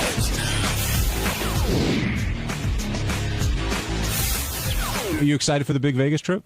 Yeah. I mean, it's going to be a lot of people going. So, yeah, we'll see how it goes. Plan on catching some shrapnel there? I don't know. There's going to be a lot of people there. Can I explain something? What about? Do you think you'll get? Go ahead, Benj. No, you sure? You're going to be JD. You're going to be at Artie's event, which are picking the Miss Howard TV. Me and Ronnie, right? And aren't you going to be holding a camera? Well, yeah. Can't you act like you're in charge? Like, okay, move over. Well, I mean, it just depends on the situation. You got to talk to Ganji. Ganji's utilized that stupid camera for years to get laid. Really? He doesn't seem to be getting laid all that much. He gets laid. He just doesn't talk about it. He hits chicks over the head with the camera, and then he fucks her. Listen, Gary is right. At every gig I have JD. When I'm an hour in and I can't speak because I have emphysema, I need some water. So it used to be Teddy, and I'd get the whole place to chant homo. It was great. But now JD comes out. And people love JD. Right. When he comes out, he gets an enormous cheer, and I'm like, I go to the girls, someone fuck him. And I guess maybe it's happened a few times or no times. How's it going with that, bro? It has not happened at all. Hold on. A couple of times there have been, situations where I've hung out with girls, but nothing came of it. Some pictures, it looks like you're fucking Teddy in Detroit, St. Louis, Vegas, L.A., well, Pittsburgh. That's how it is. Artie, you might have to take it to the next level. You might have to say, who's willing to fuck JD? Please come up to the stage. Well, it might turn into I have to fuck JD. Well, I mean, because it's a lot of girls that have guys that come to the shows. Tell me which guys. I know people that can make them disappear. Well, they could be on a flight to Detroit and be there in an hour. The guy won't ever be found again. Well, last time you guys were in Vegas, you helped JD out a lot, Artie, remember? Yeah, I paid for it. There's no shame in that, by the way. Listen. See the movie The Hangover. The Hangover will make people think differently about Vegas whores. They can be very sweet. Yeah, she was so nice and clean and cute. No, right now Vegas whores get a bad rap. You gonna be hanging with Ronnie? I don't know. I know we're gonna go to the big appearance at the Rick's, whatever. Oh, I'm going. Here's the schedule. Here's the schedule Saturday, right? And if this doesn't get a guy, hold on. Ronnie's Friday night. Okay, whatever the fuck it is. Friday night, we're going to Rick's every night, asshole. Okay. Every night there's a party at Rick's. All right. So Friday night's the official Ronnie party at Rick's. Saturday, if we go to sleep, we get up. And in the afternoon, me, Ronnie, and all the guys judge the new Miss Howard TV. They're expecting 200 women by the pool at the Hard Rock. Mm-hmm. We're the judges. And the ones that we like go into something called the Chick Pit. And then we cherry pick from the Chick Pit and pick a new Miss Howard TV. Then that night, I'm doing stand-up at the Joint at the Hard Rock in Vegas. Then we're going to Rick's again, asshole, with all the girls from the Chick Pit. And then don't knock on my door after 6 a.m. How's that fucking sound? I never knock on your door. So you got 200... Good for you. You and Teddy have thinking I died from heroin and a whore. Anybody else from around here going, JD? Howard TV. Which is what? Is Goodstein going? I believe Goodstein, Ganji. Oh, yeah, Doug's going. Ganji, Brian Phelan. Benji, please come. I just asked Goodstein. I don't know. I have to check the Greyhound. I'll pay for your flight. I will. Nah, but that feels weird. If the show would. Don't worry about it. I'm making a lot of money for stand-up. I'll pay for your flight. That's very nice of you. But you know what's funny? Don't you think it's interesting? And Howard makes this point all the time, but it's true. If there were a shoot this weekend, say at Jeff the Drunk's house, it would be like Joe and Chris and those guys. But it's always Ganji and Doug for the important shoot. And it should be because, it's an event that was created because of me. And Doug and Ganji and all those guys, they're like my family now. I love seeing them. I love Chris and these guys, but I haven't known them as long. I'm happy they're coming. It's not a burden. It's going to be a big party. It's not about you. No, I know. It's about them having to do important work in Vegas. Well, I want when I'm voting for one of the chicks in the chick pit, I want to be in focus. Artie, Howard suggested that you should bring your new lady along for the trip, which you immediately shot down. That's the funniest thing Howard's ever said. Listen to me. You ever hear you don't bring sand to the beach? Yes. That saying means even more if you're dating the sand. If the sand is your girlfriend, you really don't bring it to the beach. No, it's a guy's weekend. I explained it to her. She's lovely, and she's a classy person. And it's a guy's weekend in Vegas. I'm sure Ronnie, you still have your girl? Yeah. No, Ronnie's girl gets it. She's cool. It's a guy's weekend. We're not going to do anything wrong. Guy stuff like fishing and... No, I'm going to gamble. I told her. These are my two vices. I can't drink or do any blow or heroin. I'm going to have a cigarette in a private room, and I'm going to play craps and poker and blackjack all night. And that's going to be my vice. You're going to come to my strip club appearance? I'm going to come to that, but I'll just have a cigarette and stay in the corner with the King James Version of the Bible. I'm not going to do anything wrong, and she knows that. I'm just going to have a fun guy's weekend. Ronnie, you going to hang with... You going to hang with JD at all? No. Yeah. Well, I'm hoping to hang with Artie, but he always says he's going to hang, but I don't, he never shows up. Dude, that's because I was on heroin before. Heroin people don't show up. I came in here to ruin the show? Yeah, I came in here. I'm going to ruin the show right now because Scott the engineer wants you to... I'll pay for it. Pay for him. He's got it. I want Scott the engineer out there. I want him to have a good time in life. I will pay for it. Tell him to book a ticket, get the cheapest coach flight he can find going through Nebraska and London. No, seriously, I want him to book a ticket and give me the receipt. He's coming. You're all fucking coming. Oh, this is John Gotti talking. Every mother, not the guys who already have a ticket. I'm not repaying for you jerk-offs. McClure, Benji, Scott the engineer, every one of you fucks is coming to the Artie party in Vegas this weekend, baby. Hold on, Artie. I smell something here. John, could you go to line 11? Ralph Sorella, you're on the wrap-up show. I said, guys. Listen, I'm not trying to get a Artie freebie because here comes Scott. Because he just said he said buy a coach ticket. I don't fly coach. Hey, Ralph, listen. Hey, Ralph, but you buy coach bags. Ralph, listen. The $300 I owe you, I'll get you a ticket to Vegas. We'll call it even. How's that sound? That's okay. I appreciate the offer. I know it's genuine, but... It is. I want you out there. Ralph knows how to pick up chicks, man. I have to work Friday. You have a job? I do. Oh, you got to do something. I'm doing a special of the history of Howard Stern with John Hein. And that broad. 2:00 on Friday. All right. We could cancel it, though. You could be on a 4:00 plane. You land at 7. No, wait a minute, Ralph. The all goes down Saturday. With the time change, you can make it. Get on a 7 a.m. flight Saturday. You could be in Vegas by 11 a.m. He's done it 2:00 here. Offer. I tried to get in on it like weeks ago when you first announced it, and I said to Doug, hey, Doug, Howard has me in judging things all the time. How about you have, Howard TV has me there to do that. Ralph would be great for that. Yeah, Doug didn't see the value in it, but he figured he needed to be there. But listen, I'm serious. Ralph, if you got to work for Howard, that's one thing. But Scott, McClure, and Benji, I'm telling you right now, you got to get your own tickets. Take care of yourself. Get nonstop coach tickets back and forth. And you give me the receipts, and you will get the money. Scott, are you going to go? It's an Artie party. Are you going to go? What about a room for him? Yeah, what about the room? Not that much of a party. He's crashing with Ronnie. Listen, hold on, guys. We'll get your rooms. We'll get everything. I'm bringing 4,000 gambling degenerates to the joint that night. The money they're going to make's insane. Everything's going to be free. Private plane. Yeah, I'm not Howard. As soon as Scott calls home and asks permission, he's going. No, fuck that. I'm going home. I'll give your wife $10,000 to give you permission. We're going. You got to go. Everybody heard that, right? Nothing makes a party like Scott Salem. Yeah, exactly, Ralph. Right. And stay away from me when I'm gambling. So you going to go? I would love to. You're going. I thank you for the offer. I have to talk to my partner. I mean, you're a fag now? Wait a minute now. He's been bitching about this for weeks. I should be going too. Doug should get me on this trip. That's right. Now, get out of here now Artie's willing to pay for it. And now he's bitching. Hold on. Pay for it. Now get out of here before Opie and Anthony walk in. Hold on. Scott, why do you think that you should? Why were you saying that you should be on this trip before Artie offered? What's the I reason? didn't say I should be on the trip. What? What did he say, Ronnie? Doug. Ronnie, what did he say? You're here. Come on. Yeah. Come on, jerk off. Whatever. Scott wanted in from day one, but under what's the premise? Just because it's time to. You mean as a judge, or he wants to just go to Vegas? He didn't say he needed to be there because of some audio. No, if there's an audio mix, but that's being done by the house by the hardware. Yeah, that'll be good. Scott's a great engineer. I want him there. Yeah. And fuck working. You're there for free on me. Scott wanted to go there and ruin the audio. Get advice from Hitler. Okay, Doug, I'll be there. Doug, he'll be there. Get permission from your wife, Mussolini. Doug, you getting flights over there? Doug, how did Scott approach you? Did he casually hint, or did he say, "Hey"? It was as subtle as, I heard you going to Vegas. Can I go? Right. I said, do you need anybody to work? I didn't say. It's an Artie party at the Hard Rock. Every one of you is just coming. Gary, I swear, I want you to come. Get that thing out of your cock and come. That thing's out. I got my kid's birthday party on Friday. Make the stuff come out of your cock that should. A rock? Doug, semen? Doug, did anybody? Semen, yeah, that's what I'm talking about. JD, is there a chance that you could come back on Monday having not gotten laid? Oh, there's always a chance of that, sure. And if you don't get laid, lie about it. Okay. John Hein, you're coming.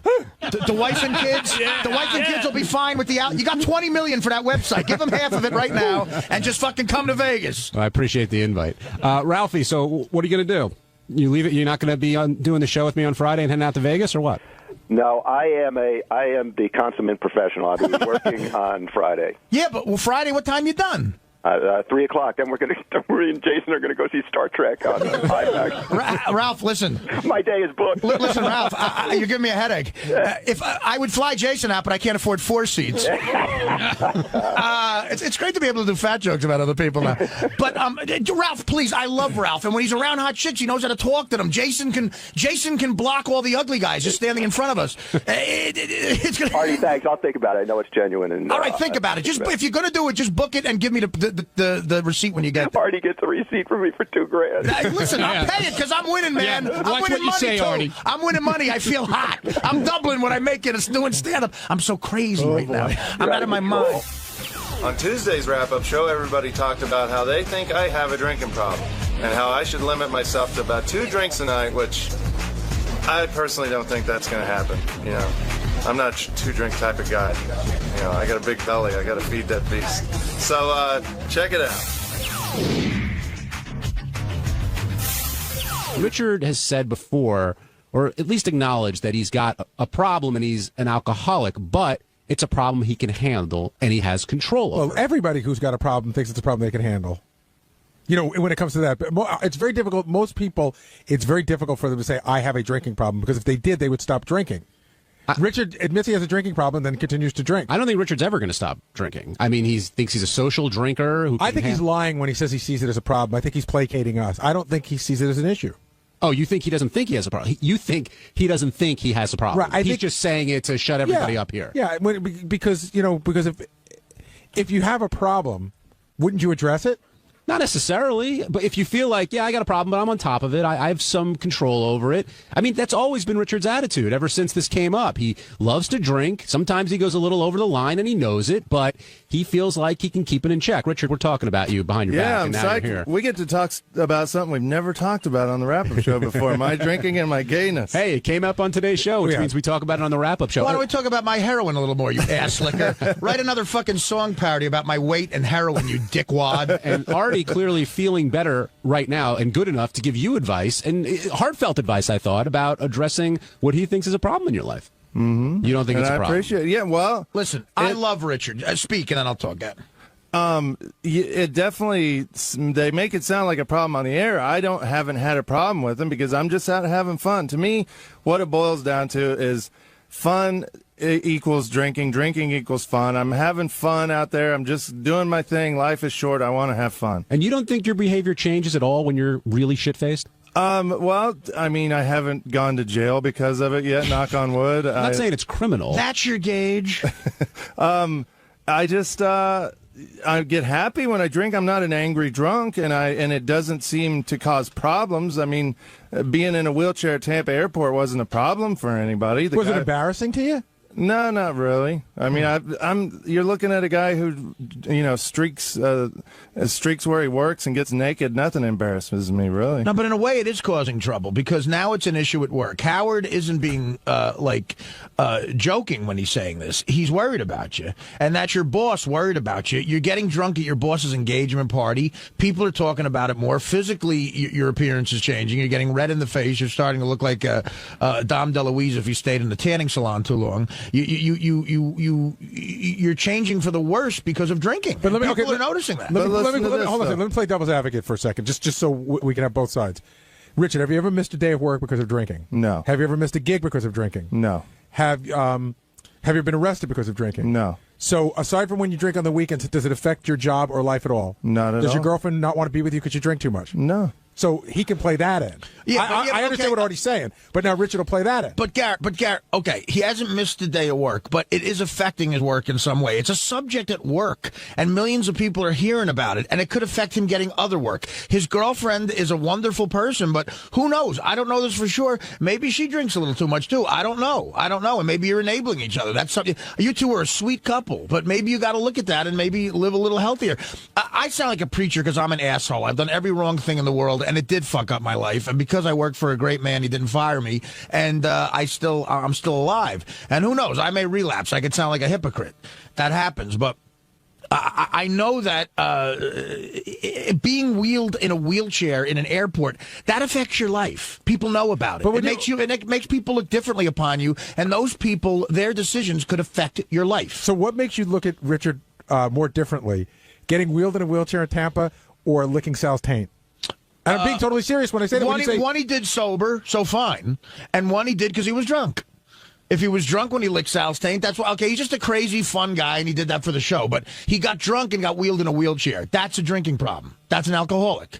You're an alcoholic. And you got to admit that to yourself. It doesn't mean you have to stop drinking. A lot of alcoholics, you say, fuck you, I'm going to keep drinking. And you're from Kansas. You're a man's man. I get it.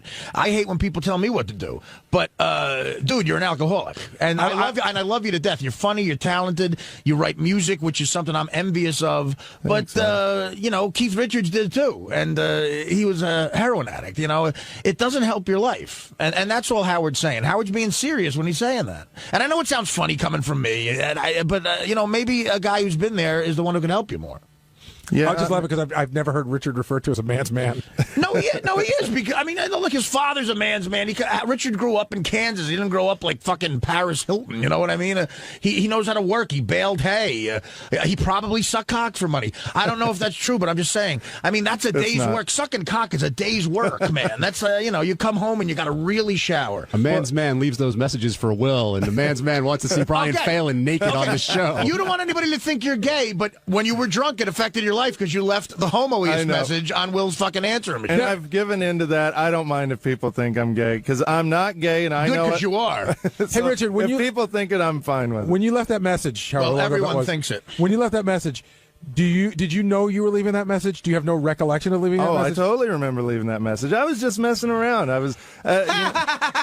I call, drunk people they drunk dial and call people and have a little fun. And say, hey, dude, let's go to the game tomorrow. Let's gamble. Not, hey, I want to suck your cock and your ass is hot, Will. Well, in all fairness to Richard, even when he's not drinking, he thinks the gay stuff is funny, which was proven today when he said, I have a great idea for the show. Let's get Brian Phelan. Yeah, that came out of left field. By the way, let's get Phelan in here naked. And you're a bear. You used the word that gay guys use seriously. You said he's a bear. He is. Well, I don't even know what to say right now. I lost you on. I thought he was doing a comedy bit. I lost you on. But look at him. He's so cuddly. He is. I mean, I'll walk by Brian in the hall and I'll just give him a big hug. And not as a gay thing. It feels good. It's like you're hugging a big beanbag or something. There's just something that feels good about wrapping your arms around something that's big and soft and cuddly. And rubbing your soft on against his leg. And I got news for you, dude. When people say when they hug me, it feels the same way. And if you hug me in the hall, I'm dropping you. I know better. Already. Okay, good. Well, Howard gave Richard some advice at the end of the time you were in there, and hit it, Teddy. I want to know if you're going to take this to heart. You worry about you with the champagne and all the alcohol. Limit yourself to 2 glasses. Oh, forget it, Howard. That's Robin. No fun. That's ridiculous. This is what's going to prove to him he's an alcoholic. You're not allowed to have more than 2 drinks a day. On a given day. And you can't wait. On Saturday Saturday, he can save them all up and That's what I was going to say. If I don't drink during the week. No more than 2 drinks a day. 2 drinks a day? That's tough. And you can't save them up. You can't wait till Sunday and have 14. Yeah, because if I don't drink during the week, I get 10 drinks on Saturday. Why is that so tough? I mean, you're a fun-loving guy. You need to drink to have a good time? It definitely helps. Like, try going to a bar and not drinking. It's just boring. I do every weekend when I do stand-up. And you know what? I commend you for it. It's hard. It takes willpower. It takes willpower. But I think he's saying you have to do that because it's all or nothing. And Richard's saying in his mind, I've got it under control, but does he? Under control? No, he doesn't. He doesn't have it under control. Well, that's where you're fooling yourself. I know. Okay. And look, 2 drinks a day and 3 cocks. Can you do that? Hey, what's up? This is Will, and on Wednesday's wrap-up show, we talked about how everyone in the studio took off their shirt to show off their amazing bodies. A couple people called me in, but I wasn't going in there. I couldn't compete with, Jason, Benji, and Artie for best bod, so I'm out. There was a moment when everyone's shirt was off in the studio. How did that happen, and what was going on there? Almost everyone's shirt. What happened was if you were in the studio, you got caught up in that. Well, first of all, that caller called. What's the guy's name, Will? Johnny Boy. John Boy. Is John Boy gay? Or was he just being goofy? Which was all weird. He wasn't even being goofy, though. I didn't understand what he his was almost angle acting was. gay today, but I mean, he got something going. So I know he wanted to see Howard, and then everybody started taking their shirts off. Then they called in Richard, and Richard will do anything. And then Sal came in. And then Artie did it, which, listen, he did it when he was a lot heavier, so I can understand that. But they kept calling for Will, and Will was pretending like he didn't hear. They kept calling for me. I was pretending like they didn't hear. And then at one point, they even called, I threw Tim under the bus to try to get out from under it because I just didn't want to deal with it. But Jason took his shirt off. And Benji, of course, too. But Benji's part nudist. And Robin declared Fred looking the best with everybody's shirts off. And I disagree with that. Like, Fred has the overall like a great physique. It's very masculine. Howard has an incredible chest. If you look at it. So your vote would have been for Howard. If you listen individually on the chest alone, his chest beat anyone in there. Overall physique and shape, it's Fred. Yeah, Fred has a great masculine shape. Didn't look that hard. And Gary, was there any way you were going to go in? I mean, I don't need to be in there. I don't need affirmation that I'm fucking fat. You know what I mean? Like, I don't need to see it. You thought that's what was going to happen? Oh, no. And I, for one, am one of those people, I haven't worked out in so long. Like, I'm one of those ones when I take my shirt off, it's not like, oh, Gary looks fatter than he is. I'm as fat as I look. Well, didn't Howard say that whoever wasn't willing to do it clearly has some kind of problem, or I think hang up? Yes, I got a hang up. I totally have a hang up. I don't want to look fat. Now, what about you? Often requested Will Murray. I don't know. I just didn't want to deal with it. Everyone was like taking their shirts off, and I don't need to go in there and be judged by people. It's just whatever. It wasn't like it was gay or whatever. I just didn't want to deal with it. Yeah, but see, I don't I don't understand you. You're like the girl with big tits who won't be in the wet T-shirt contest. You're at least in good shape. Yeah, do you feel you have a good body? I think it's okay. Are you comfortable in your own skin? Yes, I'm comfortable in my own skin, but do you think like people would have said, "Well, wow, it looks great"? I think they'd be like, "Oh, he looks all right." Yeah, whatever. I don't think it look bad or anything. I don't know. I think the pictures are all over the internet of you with your shirt off everywhere. Horrible, I don't need that horse shit. We'll just want some thinking about what it could look like versus actually seeing. Exactly. I'm sure in their imagination it's much better. Keep the mystery alive. It certainly is in Richards. Okay, who looked the worst in there? Well, Jason. I mean, always. Well, see, again, Artie looks so much better than he did 6 months ago that you can't say Artie looked bad. And quite honestly, Jason's got 40 pounds on Artie now, maybe 50. And and then the hair. The hair thing is it's a riot. That's what's great about being horribly, horribly obese. As soon as you lose like 20 pounds, you're still obese, but people are like, wow, you're really getting better there. Like, Benji, what are you weighing in at, say, today, around? 208.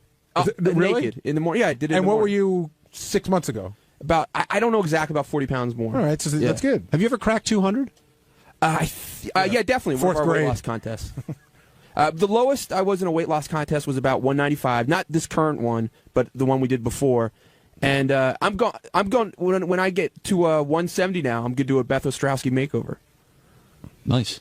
Congratulations. We only have a year and a half left. If she's into it. If she's up. Will, you agree? You think Jason was the I mean, there was a not to couple look at? big boys in there with their issues. Like Benji kind of had some like side titty going on. You guys always said I'm trying to Artie make my has lats. like just horrific stretch marks the entire way around his stomach, and Jason's just an overall mess. What's with the rash on Richard that everyone was talking about? Like he had he had like chicker bites on his titties. I mean, he doesn't shower for weeks. Is it really? Is that much of a really true? surprise? I mean, is that really true? Does he really not shower for more than a week at a time? Yeah, I would say a week stretch would be Not out of the question. That would explain, your body just gets oily and gross and everything. It's sweaty. I thought Jason is so odd looking. It doesn't look gross. It looks almost like some sort of animal or something. Fascinating. It is. It looks like one of those like a Coney Island sideshow, it's Weevil Boy or something like that. You mean he's deformed in some No, he way? looks like he's part animal, like when he takes his shirt off. He really is very hairy.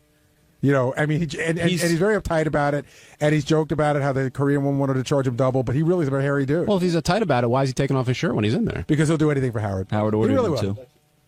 He loves Howard. He's very parish. I think that's what his issue is. It's not like a big guy that's like a fat guy. Sometimes they have a bigger upper body. He's kind of like a little slender up top, and then it gets bigger as you get down in the gut area. Again, not to get too gay, but even like with Artie, Artie does have the stretch marks and stuff, but you could see Artie's got the physique of a guy who was in shape who got out of shape, as opposed to a guy who was never in shape. Right. Jason's like a giant. I don't know what they're called, like those things, but he's even more expanded, like a triangle. Those things you punch, but they keep bouncing back up.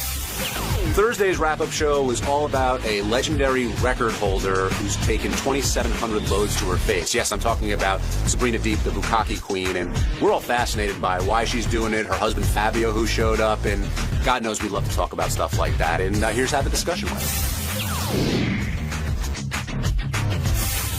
The big guest today was the 𝗛𝗏𝗏 queen and her husband Fabio. And Gary, you never know what you're going to get when the 𝗛𝗏𝗏 queen shows up. Yeah, I looked at the website yesterday. She looked okay. I was looking at the notes. I was like, 2,700 loads on the face, the whole deal. But, you never know what somebody's personality is going to be. That's where we trust Will. Will said she'd be pretty good. So she came on and she was willing to talk about everything. But she started to talk about her husband, Fabio, and the weird rules that they have. And Ronnie walks over to me. He goes, Fabio's in the green room. So I said, Will, put up a note. Fabio's here. And Howard brings him in. And he was exactly what you expect Fabio to be. How would you describe Fabio? Italian-looking, middle 30s, sort of shell-shocked looking. And he was wearing a weird thing. He had a T-shirt tied around the front of his pants. It looked like he was wearing a skirt, but it was just a T-shirt. But mild-mannered, quiet, that sort of thing. Not who I expected to be the husband of a porn star. Right. Did you have any indication that he enjoyed pissing on his wife?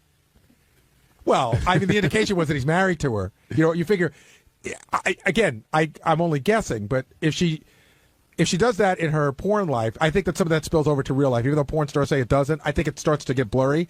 So I would assume that she likes a guy who is into some interesting stuff. Well, he mentioned that he is very much aware of what she does and what she did, and he'd rather know what his wife's doing than not know what his wife is doing. Listen, you can rationalize anything. His great line was, he turns around to Howard and he goes, listen, I know where my wife is all day. He goes, you don't know where your wife is. You don't know how many loads she's getting on her face. As if all women get loads on their face. Now, did Sabrina pronounce 𝗛𝗏𝗏𝗏? That's what Steve Brandano told me. Is that the correct pronunciation? I heard a traditional pronunciation. I heard her favorite baseball player is Carlos Beltran. And is 2,700 loads to the face, is that a record as far as you know, Will? Oh, definitely. 2,700 different men.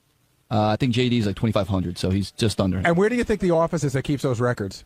Yeah, right. There was an actual guy. Remember, we had it was like sexualworldrecords.com, I think is a website, and he would come bring all these girls in that were trying to break these most heinous records. Now, do you think she enjoys it at this point, or is it just going to work? I think she believes she enjoys it. Yeah, I couldn't come up with a better explanation of why. I mean, she didn't seem that damaged. Obviously, there's something going on there, but it wasn't like she was like horribly molested as a kid or she was a prostitute for a while. It just seemed like she liked the attention that she gets from it. Now, did you guys know that 𝗛𝗏𝗏 was a form of Japanese punishment, as she described? I knew it was Japanese, because that's where we first found out about it. We used to get, in the late 80s and early 90s, we used to get these bizarre Japanese porn movies that we were fascinated with. Like, one of them was one of our favorite ones. It wasn't like we liked the actual act itself, but it was funny watching this woman's walking on the beach, and suddenly, like 50 Japanese guys, surround her.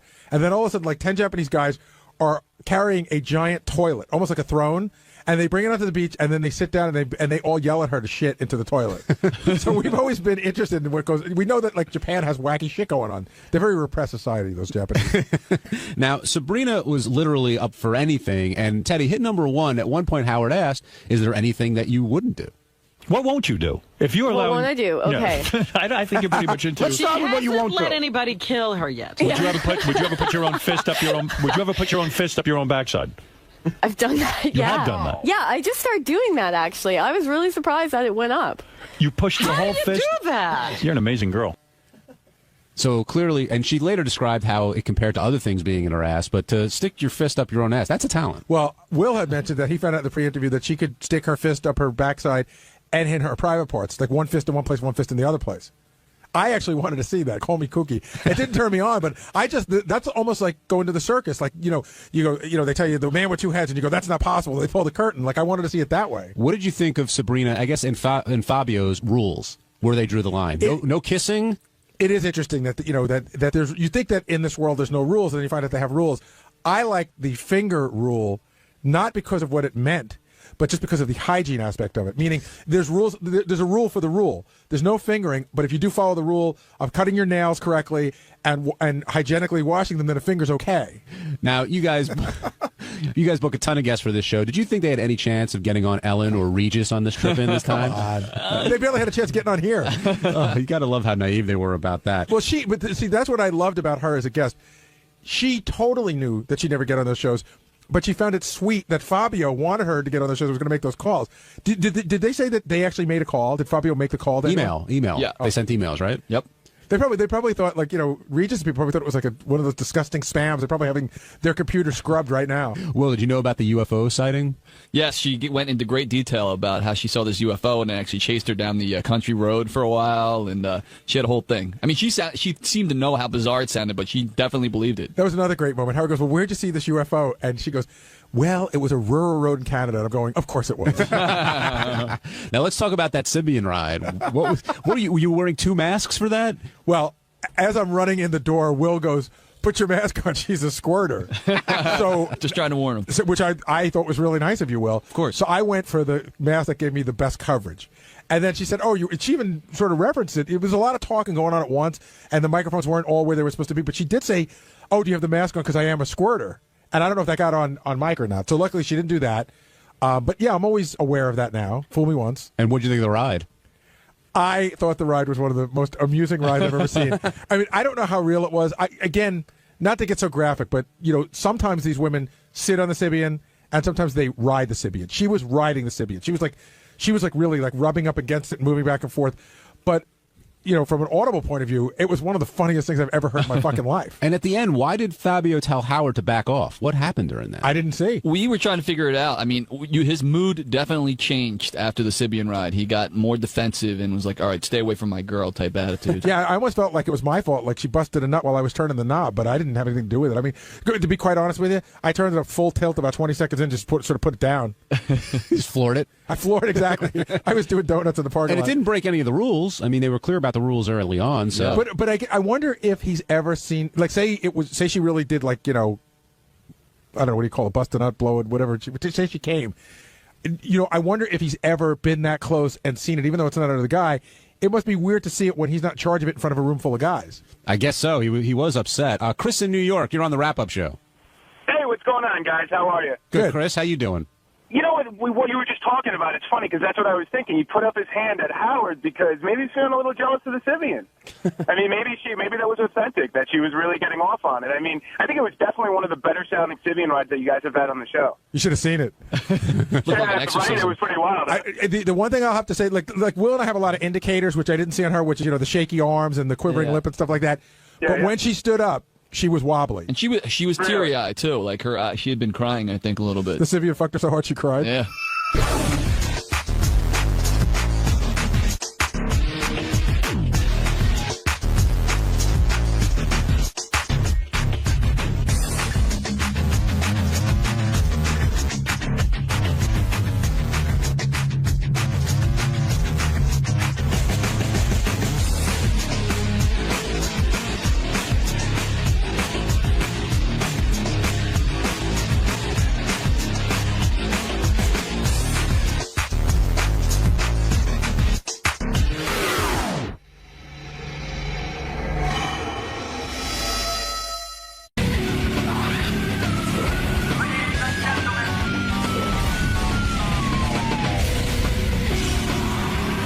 Good morning. Good morning, good morning. Good Welcome morning. back. I'm thrilled to be back. How you doing? I have lots of plugs, so I'm doing fine. What are you going to be talking about look, today? I forgot you have food. I wouldn't have spent money. Well, not bad. So what are you going to be talking about today? Jay, where are we going? Right here. I'm going to be talking about Melissa trying to adopt a child. Really? Yeah. And what about winning Celebrity Apprentice? Oh, we can discuss that. But I'm not going to say anything bad. Howard's going to You're not going to... No stories for Howard? Oh, sure, stories. but not about Donald Trump. I'm not stupid. No, of course not. Yeah, no. But glad to talk about people. All right, John. Okay, good to talk to you. We'll see you in a little bit. Joan Rivers is here. She's performing stand-up this Thursday night at the Gramercy Theater in Manhattan. I can't wait to talk to Joan. Joan Rivers, of course, has been around the block. I'll ask her about the death of Ed McMahon. Yeah. Among other things. And how she killed him. That's right. I didn't know she killed him. That's an interesting Well, fact. this is an interesting alibi. She's here. Right. Right. And Okay. he died out there. Well, there's, you could hire somebody. Anyway, Joan Rivers also was just on the Celebrity Apprentice, which I have to ask her about. Didn't she win? Yeah. I'm not sure. I got to ask her. I didn't even watch it, but I know she called a professional poker player a Nazi. Hello. And worse than... Oh, what are you eating? Boy, you almost fell over. Oh, man. Beware of Jews bearing gifts. What do you got, a baby? You carrying a baby? Did you have a baby? Yes, It looks like you're holding a baby. I had a baby. It's so wonderful. I'm so proud. What do you think of these women who are of advanced age and they go to these 60 doctors, years 60 old. years old, and they have babies? It's crazy, right? That's advanced to you. To me, that's a kid. Right, you wish. What are you holding there? Because it's making a lot of noise. I know. Joe. I'll get rid of it. I hate when you're going to Howard Stern. Give me gifts. Who said that? But it's from God's Love We Deliver, which is my charity. I give to them. He can afford food, Joan. Yeah. I know, Don't but- bring me food. In fact, I contribute to God's love we deliver. That's why I think it's an apron or something. Can I tell you something? I always go crazy if they send out a letter to me or send a gift. Give it to the people who need it. Thank you. I used to be head of cystic fibrosis, and they would send me 69 roses, and I'd say, you know what that costs? You're right. Send it, keep it for the Can I tell you what I thought that was going to be when you were carrying it? I Yeah. thought it was Ed McMahon's head. is he dead? He died, Ed McMahon. He died this Yes. morning. Did he leave me anything? I don't think he left I himself don't think anything. they cracked open the will just yet. He left you the Tonight Show. They need you back. How do you feel? God bless you, my darling. How do you feel about the death of Ed McMahon? I want you to think Truly? about this. Yeah, truly. Truly, he was the only one when Johnny Carson was a shit Right. and wasn't talking to me and putting out all these lies that he came over to me once in the Beverly Hills Hotel and said hello. He was a lovely man. You know, I was reminding people of Lovely your history man. with the Tonight Show because a lot of people don't understand who you really are. Yeah, well. You were the greatest. You filled in. Let's remind people why you are the greatest. We used to go on the. No, listen to me. What do you mean? Why are you waving me You know off? this is all cares? written, and you planned for him to say this. You love when I say this. No, this is. I'm trying to refresh your own memory. I know you're a little oivaboodle. Well, this age. Listen to me. Listen to me. You're Goya Shakub. You understand oivaboodle? Yes. Right. Okay. So listen to me. Now you're sharp as a tack, but listen to me. The reason I'm bringing up this old history. You were a guest on the Tonight Show. You were so good. Johnny put you on as a guest host. Right. When you started to guest host, your ratings were higher than Johnny's. Right. And so they said to you, you're now the permanent guest host. You would have replaced Johnny Carson, but you moved to Fox. Because they had a letter out saying, here are the 10 people that can replace Johnny. And it was all men. I wasn't on it. And a friend of mine slipped it to me from NBC. So I left to go to Fox. So you're saying after all that went down and Johnny badmouthed you Yeah. and everyone was mean to you, Yeah.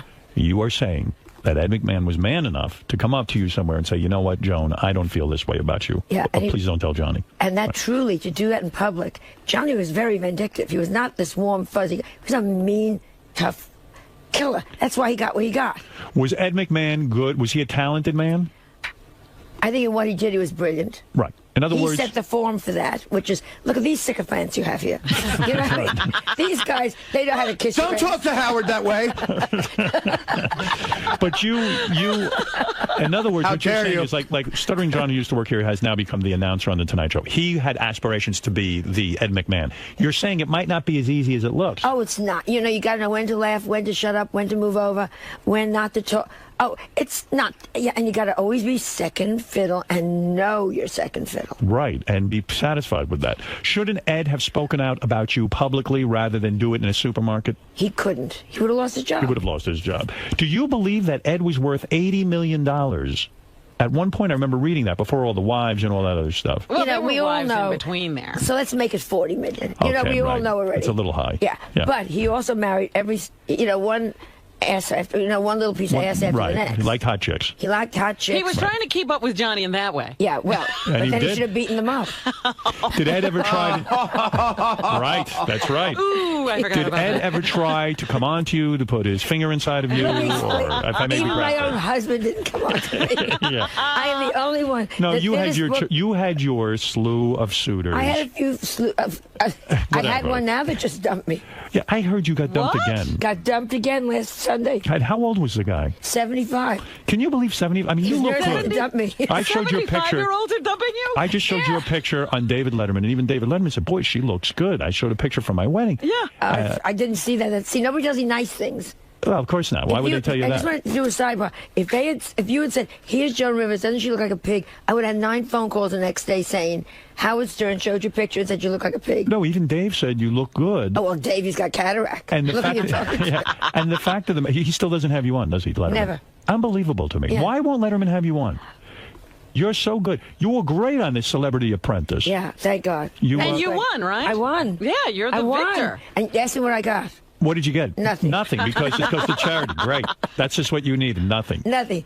Are you in financial trouble yourself? Are you? Sort of. You are. And I'll get back to this guy who Again? dumped you. Yeah. What is going on now? I wish I could say Bernie Madoff. But You don't even have that luck. Ruth. Ruth Madoff. Oh, Ruth. You went with Ruth. No, Joan, explain to me. You came out of bankruptcy. You worked very hard to get back to where you were. I live very high, Howard. I have know. a great life, but I live very high. What is high? I mean, okay, High clothes is- you wear. I spent my apartment is gorgeous. This outfit you're wearing is spectacular. It's This a great leather jacket. outfit. That's You expensive. own that apartment, though. You're not renting. I own it, but the maintenance is so high. There's only Yeah. 8 of us in the whole building. You're selling your apartment now. Theoretically, I You're like asking to, $25 million. $25 million. It's not worth it. Beautiful It's apartment. not worth $25 I million. am looking for a foreigner that doesn't understand that. I've been to your apartment. It's quite beautiful. It's beautiful. It's not worth $25 million, but I think What do you somewhere think there's it's a real? Russian. What do you think it's realistically worth? I don't know. I don't know.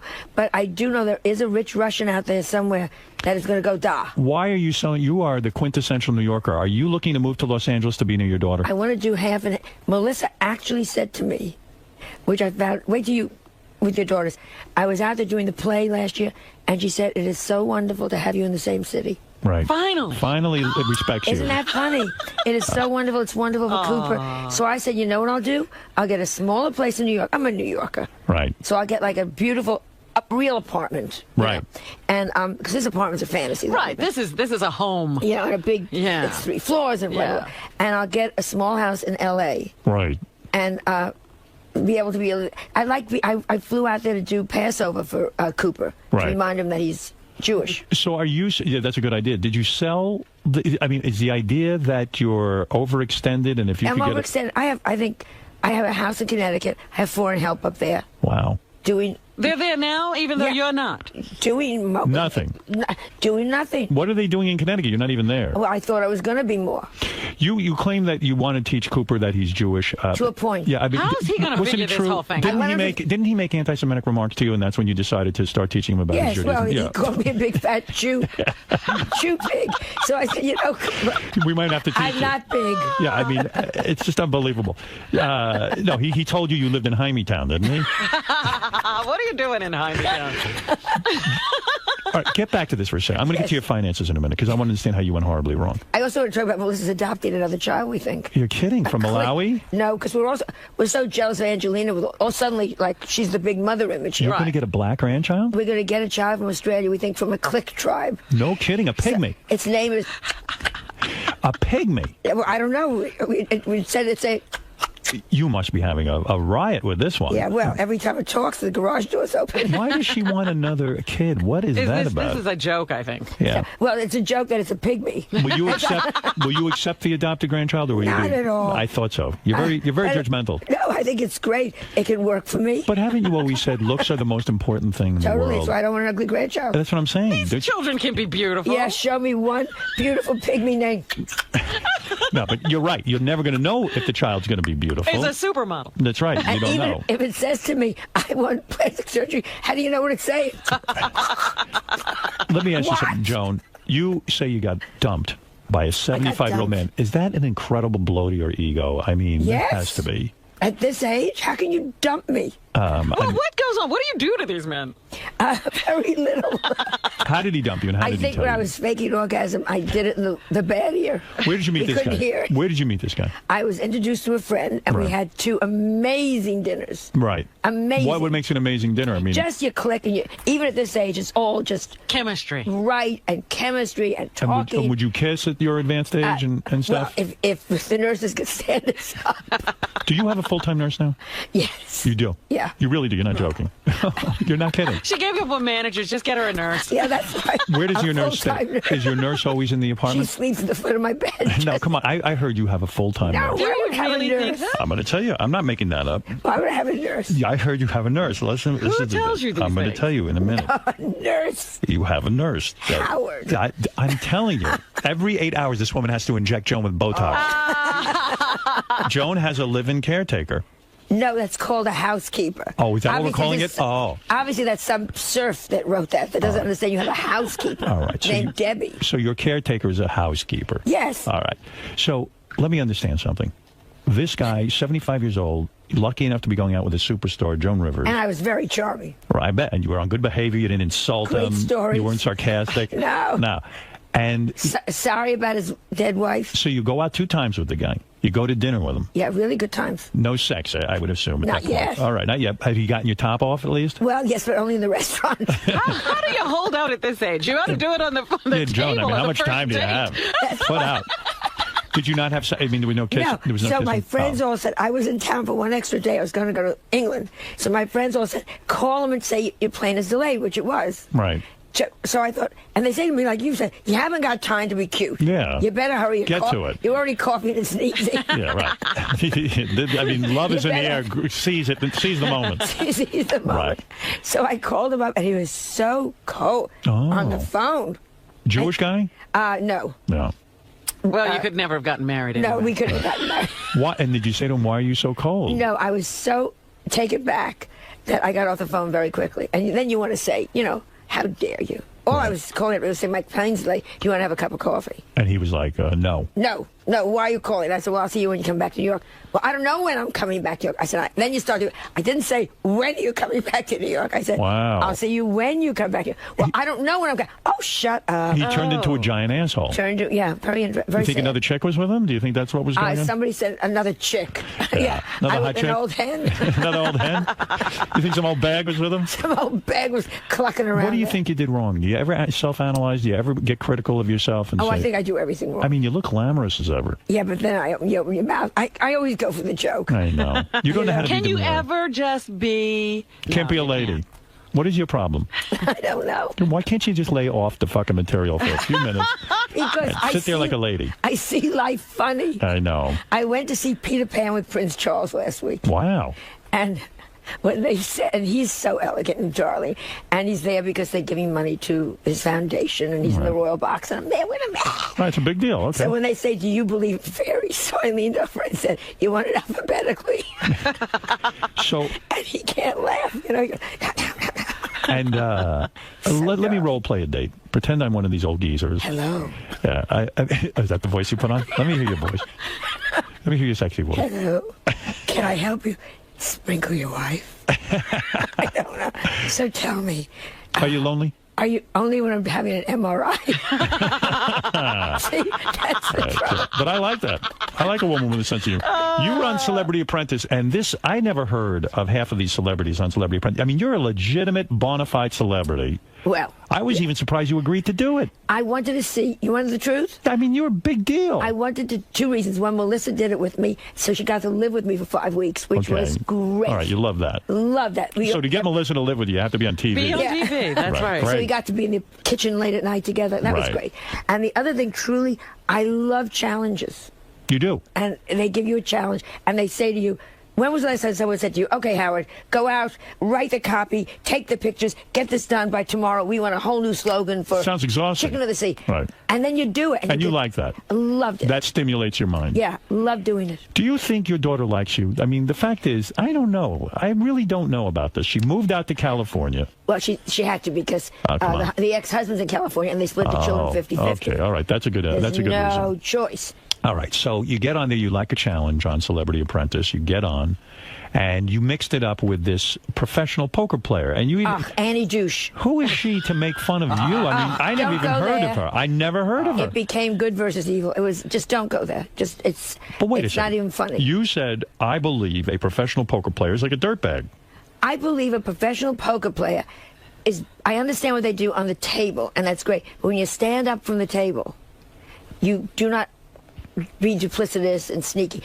Everything that people do to play poker to be a good poker player is a bad thing in real life. What did she do to you? I didn't see the show. I mean, did she just rub you the wrong way? No, it was always very two-faced, a lot of lies backstage, allegedly, a lot of, coming to the boardroom all sweet. Meanwhile, has just done bad things. But you two were playing a game. She was using her game playing skills. To a point.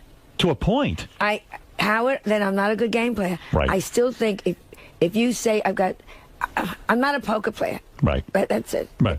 I just found it, you don't turn people against each other. You don't whisper to Howard.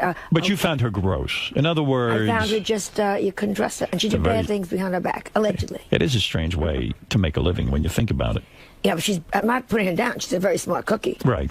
But would I have her to the dinner table? I don't think so. I see. All right, well, that's it. So you've been dumped by this guy, this 75-year-old guy. Who fixed you up with this guy? How'd you meet him? A very dear friend who said, I think the two of you get along. We did for 2 meals. And it was so nice to have someone pick up the check. I could tell this one upsets you. Yeah. This was She thought something was going to happen. Yeah. And this was a guy with money, huh? Well, I guess. Yeah. He picked up the check. Oh, that was nice. That was already a start. If I went out with you, I'd expect you to pick up the check. They all do. I know, it's terrible. Venus de Milo pushes it across with her chin. What? Now, you're a good businesswoman. You're just constantly selling everything. Jewelry and schmatas. I mean, you're constantly look where I'm busy. going, which we're going to talk about later. I'll talk about that. But I don't understand what happened to you financially. How much money have you lost in this down economy? I lost a lot in this down economy. Were you mostly invested in the stock market? We all lost. Who didn't lose? Everybody did. Everybody. Yeah. Oh, forget about it. So I lost a lot. And how much are we talking about? I'm certainly half. Half. I'm not. There's no sad songs for me. Yeah, I know. But do you think that the 75-year-old guy read in the paper that you were down on your luck and that's why he dumped you? That, and I was going through his wallet when he was in the bedroom. I mean, half your money is gone. Yeah. It's very upsetting. If you think about it. You're damn right. But you're not downsizing because of money. I feel she's selling the apartment because of it. I'm selling the apartment because I truly would like to do half and half, and my accountant says you can't. I see. All right. Well, then I have an accountant that, those condos that, you can't, you're overspending. Why not sell your home in Connecticut? I can't sell Connecticut. It's this beautiful house. Why can't you sell it? You mean nobody's buying second houses. You're kidding me. Nobody. You have it on the market and you can sell it. Have it on the market for a year, not one person has seen it. Wow. Even come to look at it. And it's beautiful. It's fabulous. Well, she always lives in a fabulous place. It's fabulous in a Connecticut way. Aren't there some rich people left in this country? I'm talking to them. Yeah, I ain't buying. I can see the two of you in a little love nest in Connecticut. Please. 84 acres. You ain't the only one who got killed in the stock market. I know. So Comedy Central is going to roast you. They're roasting Are me. you going to be able to take that? I mean, it's going to be vicious. Oh, come on. She's very sensitive. But she can give it back. Yeah. I mean, come on. But it's going to be Who's roasting you? Kathy Griffin. So that's going to Do be you like her? I adore her. I like Kathy. Adore her. We're literally good friends. Yeah. We have dinners together. Oh, you do? You we're have girlfriends. Dinner. What's off limits at your roast? Everyone has off limits. What can't they joke about? Yeah. I said off limits. Really nothing. What are they going to do? Plastic surgery jokes? We've heard them. Right. Husband suicide? We've heard it. So they can make fun of Edgar's death? Of course. Well, I do. They can make fun of your plastic surgery. Can they make fun of Melissa? Not where she can't answer them back. Is she going to be there? No. She is not. Then we can't make fun of Melissa. Then we can't, yeah, she's not going to be there to answer her back. How the hell are we going to make fun of her? Do you want to come on? No. Robin? I don't want to Hell be no. the butt of the rest of Artie. Artie will do it. Oh, Artie will do anything. Artie loves to roast. Artie's at my doorstep every night, and I've been saying I want Artie. Yeah, Artie's asleep. I'll leave him alone. Yeah, right. God bless him, he's inside. That's right. He's working things out over there. So, anyway, so you will be able to handle it. Now, first of all, you can see Joan performing stand-up this Thursday night at the Gramercy Theater in Manhattan. I did mention that earlier. Yes. Also, for tickets, go to spincyclenyc.com and see Joan host How'd You Get So Rich, premiering August 6th at 9 p.m. on TV that's Land. right. You got a new show coming out. Now, what is that going to be? That's you're going to interview rich people about how they got rich. It's we've done it already. 6 are in the can, and what I wanted, I'm so tired of people, I can't get, I'm so sick of this whole group that says they can't do it. So we went out, we found people that got rich in crazy ways that could happen to you. Right. And they live so differently. Each person is so different. How do people get rich? The people. How about the guy that invented the slanket, which is you put your arms through the blanket? Yeah. Is that selling that big? He was high in his college dorm room. Right. And so they cut holes in his blanket. And then his mother sewed sleeves on, And then they gave it to an uncle they didn't like for Christmas. And the uncle called up and said, I need 6 more for friends. Wow. You're kidding. And it's called a slanket. It's called a slanket. Is he a billionaire? He's about $70 million. $70 million. About. and how he lives and what he spent it on. What do you spend it on? Different things. You know, some of them buy islands, some of them buy Maseratis. Maserati Shows you how I'm cars. into cars. Yeah. But it's interesting. I love to hear these We success have stories. one great guy down in New Orleans that still lives in the house, owns like a job, but owns New Orleans. You know what I'm saying? But he still From lives in- nothing. Lives in the same house That he and grew doesn't up have a in? maid that he No. grew up in. So everybody's Why is that? so Is good. that a sickness? I think he's just darling. I loved him, Blaine. Loved him. And he owns half of New Orleans, and Yeah. he won't spend a dime on It's himself. not that he won't spend a dime. He's comfortable in his home, and he goes to his neighborhood bar. Then what's the point of having all that money? Give it away. Well, what do you think I was nice to him for? Right. Give it to you. Oh, Blaine, I You could said. use it. So, all right. You got the show. How'd you get so rich? I feel you're on a roll, kind of, career-wise. Yeah, I guess. Comedy Central will roast you. Yes. And you don't On get paid for August that, though, 9th. do you? You get something, I guess. You get a little They always something. say give it to charity. Yeah. Right.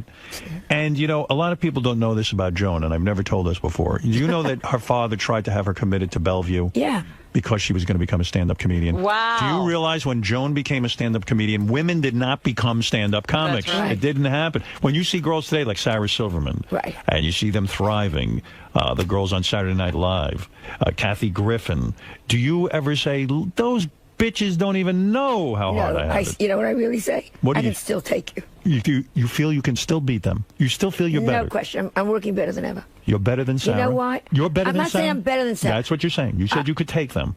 Yeah. In other words, when it came to a comedy fight, you would win. I think I would win. A showdown. And I adore Sarah. I don't mean this against Sarah. I think she's genius. But, you know, I'll stand backstage someplace, and the girls will come over and say, oh, you're the icon, and you open the door, and you want to go fuck yourself. Right. I can still do it blindfolded. In other words, you That's why I can. did Celebrity Apprentice. Don't talk to me in the past. In other words, you're still as relevant as they are. Don't talk about I'm an icon. I'm doing it in the Sweetheart, trenches. I'm in the gutter with you right now. Are you still writing new material? Constantly. Constantly. Well, what I do? Just wrote 2 days ago. 2 days ago you wrote that. Look, the road for you was never easy. When you were going to quit stand-up comedy, Lenny Bruce himself wrote you a note and told you to stay in stand-up comedy. Yeah. Look how you know these things. Of course You're a I good know it. researcher. He said, you're right, they're wrong. Sent me a note. What was he like, that Lenny Bruce? So sexy. Did you have sex with him? I would have. Yeah? I'm going to say from now on I did. So sexier than me, even. Hardly. Well, Howard. You know, Well, not now. You're in the Hall of Fame. But Lenny Bruce was a and sexy man. so sexy. And Was it his mind, or are you just saying his physical no, being? physically he was terrific. A good-looking guy. Great-looking guy. And smart and funny. I mean, he was the whole package. Yeah. Unfortunately, he was so drugged. He was so sick. He would sit backstage, slumped over. Really, because of the heroin. Yeah, and then he would get up and perform, and you'd go, "Oh yeah, yeah, that's what I'm thinking. Yes, yes, that's He what was right on. right on, right on." When he died, were you... I was devastated because I also used to go and see him at the end when he was so enmeshed in all the lawsuits and the legal stuff, and he wasn't even funny at that Yeah. point. But you just went because it was Lenny Because Bruce. something could have happened. Why didn't it's you... like Sinatra at the end. And you said he came on to you, didn't he? Yeah, Why didn't you do him? I was stupid. That was so good. I had Edgar, you're busy doing. I had my fantasy was Lenny Bruce would say, "Marry me." We'd have to wake up the rabbi. It would have been some scene, wouldn't it? That would have been enlargement. You've seen it all, my dear. Seen it all. I love Especially it. with the right eye. Yes. Left eye's a little Not so cloud. good. Cataract. You have to mention Vegas. They begged me. All right, let me mention. Oh, let you're me, going to All right, Vegas? I'm going to plug. First time in 12 years. Wow. What do you mean? You don't do Vegas? No, nobody books me. You're kidding me. No. I can't believe what I'm hearing. I go to England. I'm a superstar. It's very interesting. All those altar cockers in Vegas who play the slot machines don't want to see you? But the older cockers are shocked with what I'm talking about. I see. So in other words... I need the younger You need the young crowd. You need the young cockers. Gay pride shows at the Gramercy Theater. We did that. That happened Thursday, June 25th. Yeah. You got How'd You Get So Rich? That premieres Thursday, August 6th at 9 p.m. on TV Land. Yeah. Comedy Central roast Sunday, August 9th at 10 p.m. on Comedy Central. Then you have the Venetian Hotel in Las Vegas. That's what we're exciting. talking about. That's a big Now deal. we're talking. So how'd you convince them to book you if no one was booking you? Short money. The last week in August and Labor Day weekend, August 27th through the 29th and September 3rd through the 5th. How many people you travel with when you go to Vegas? I travel with probably my assistant Right. and then a hairdresser. That's it? Yeah. Who does the makeup? I do. You do it yourself? Yeah. How do you know how to do that? Because I have a wonderful woman named Adele. She puts it on in New York. and I just don't wash my face for 2 to 3 weeks. She touches it up every day. I touch it up. You don't shower. I shower, but the face stays out. I know women like that on Long Island. They don't go to they go to the beauty parlor like on Monday. They get the blowout so the kinky hair will be straight. And then for the rest of the week, they take baths. They won't even take a shower. They can't wash their hair for at least 4 or 5 days so the blowout will last. And you swim. You can go overboard in the Titanic. You're not getting that head wet. What day is your hair on right now? When's the last time you had it? This hair. Today is what? Today is Tuesday. Oh, it's not that bad. Last Friday. That's great. Yes, Ralph, quickly for Joan Rivers. She doesn't have time for you, but go ahead. I'll make some time. Yes. Hey, Joan. Joan was so great on This Apprentice. Thank you. And the energy you had, it's like 12 o'clock at night, and she's still running around like crazy. It was fantastic, and the meltdowns were fantastic. How does a woman your age still have that kind of energy? It was amazing, Alex. Running That's around. why she slept through your wedding. Ah, yes. I didn't sleep. I know. I have to go. I did not. I had the best time at his wedding. I wasn't the one who left. Barbara Walters left. I didn't notice. She did the drive-by. I had a great time. She took a few pictures, and then she Splitsville. I loved your wedding, and I hope things are going well. Do you? Things are going well. My marriage is very, very happy. So Thank God. God. They said it wouldn't.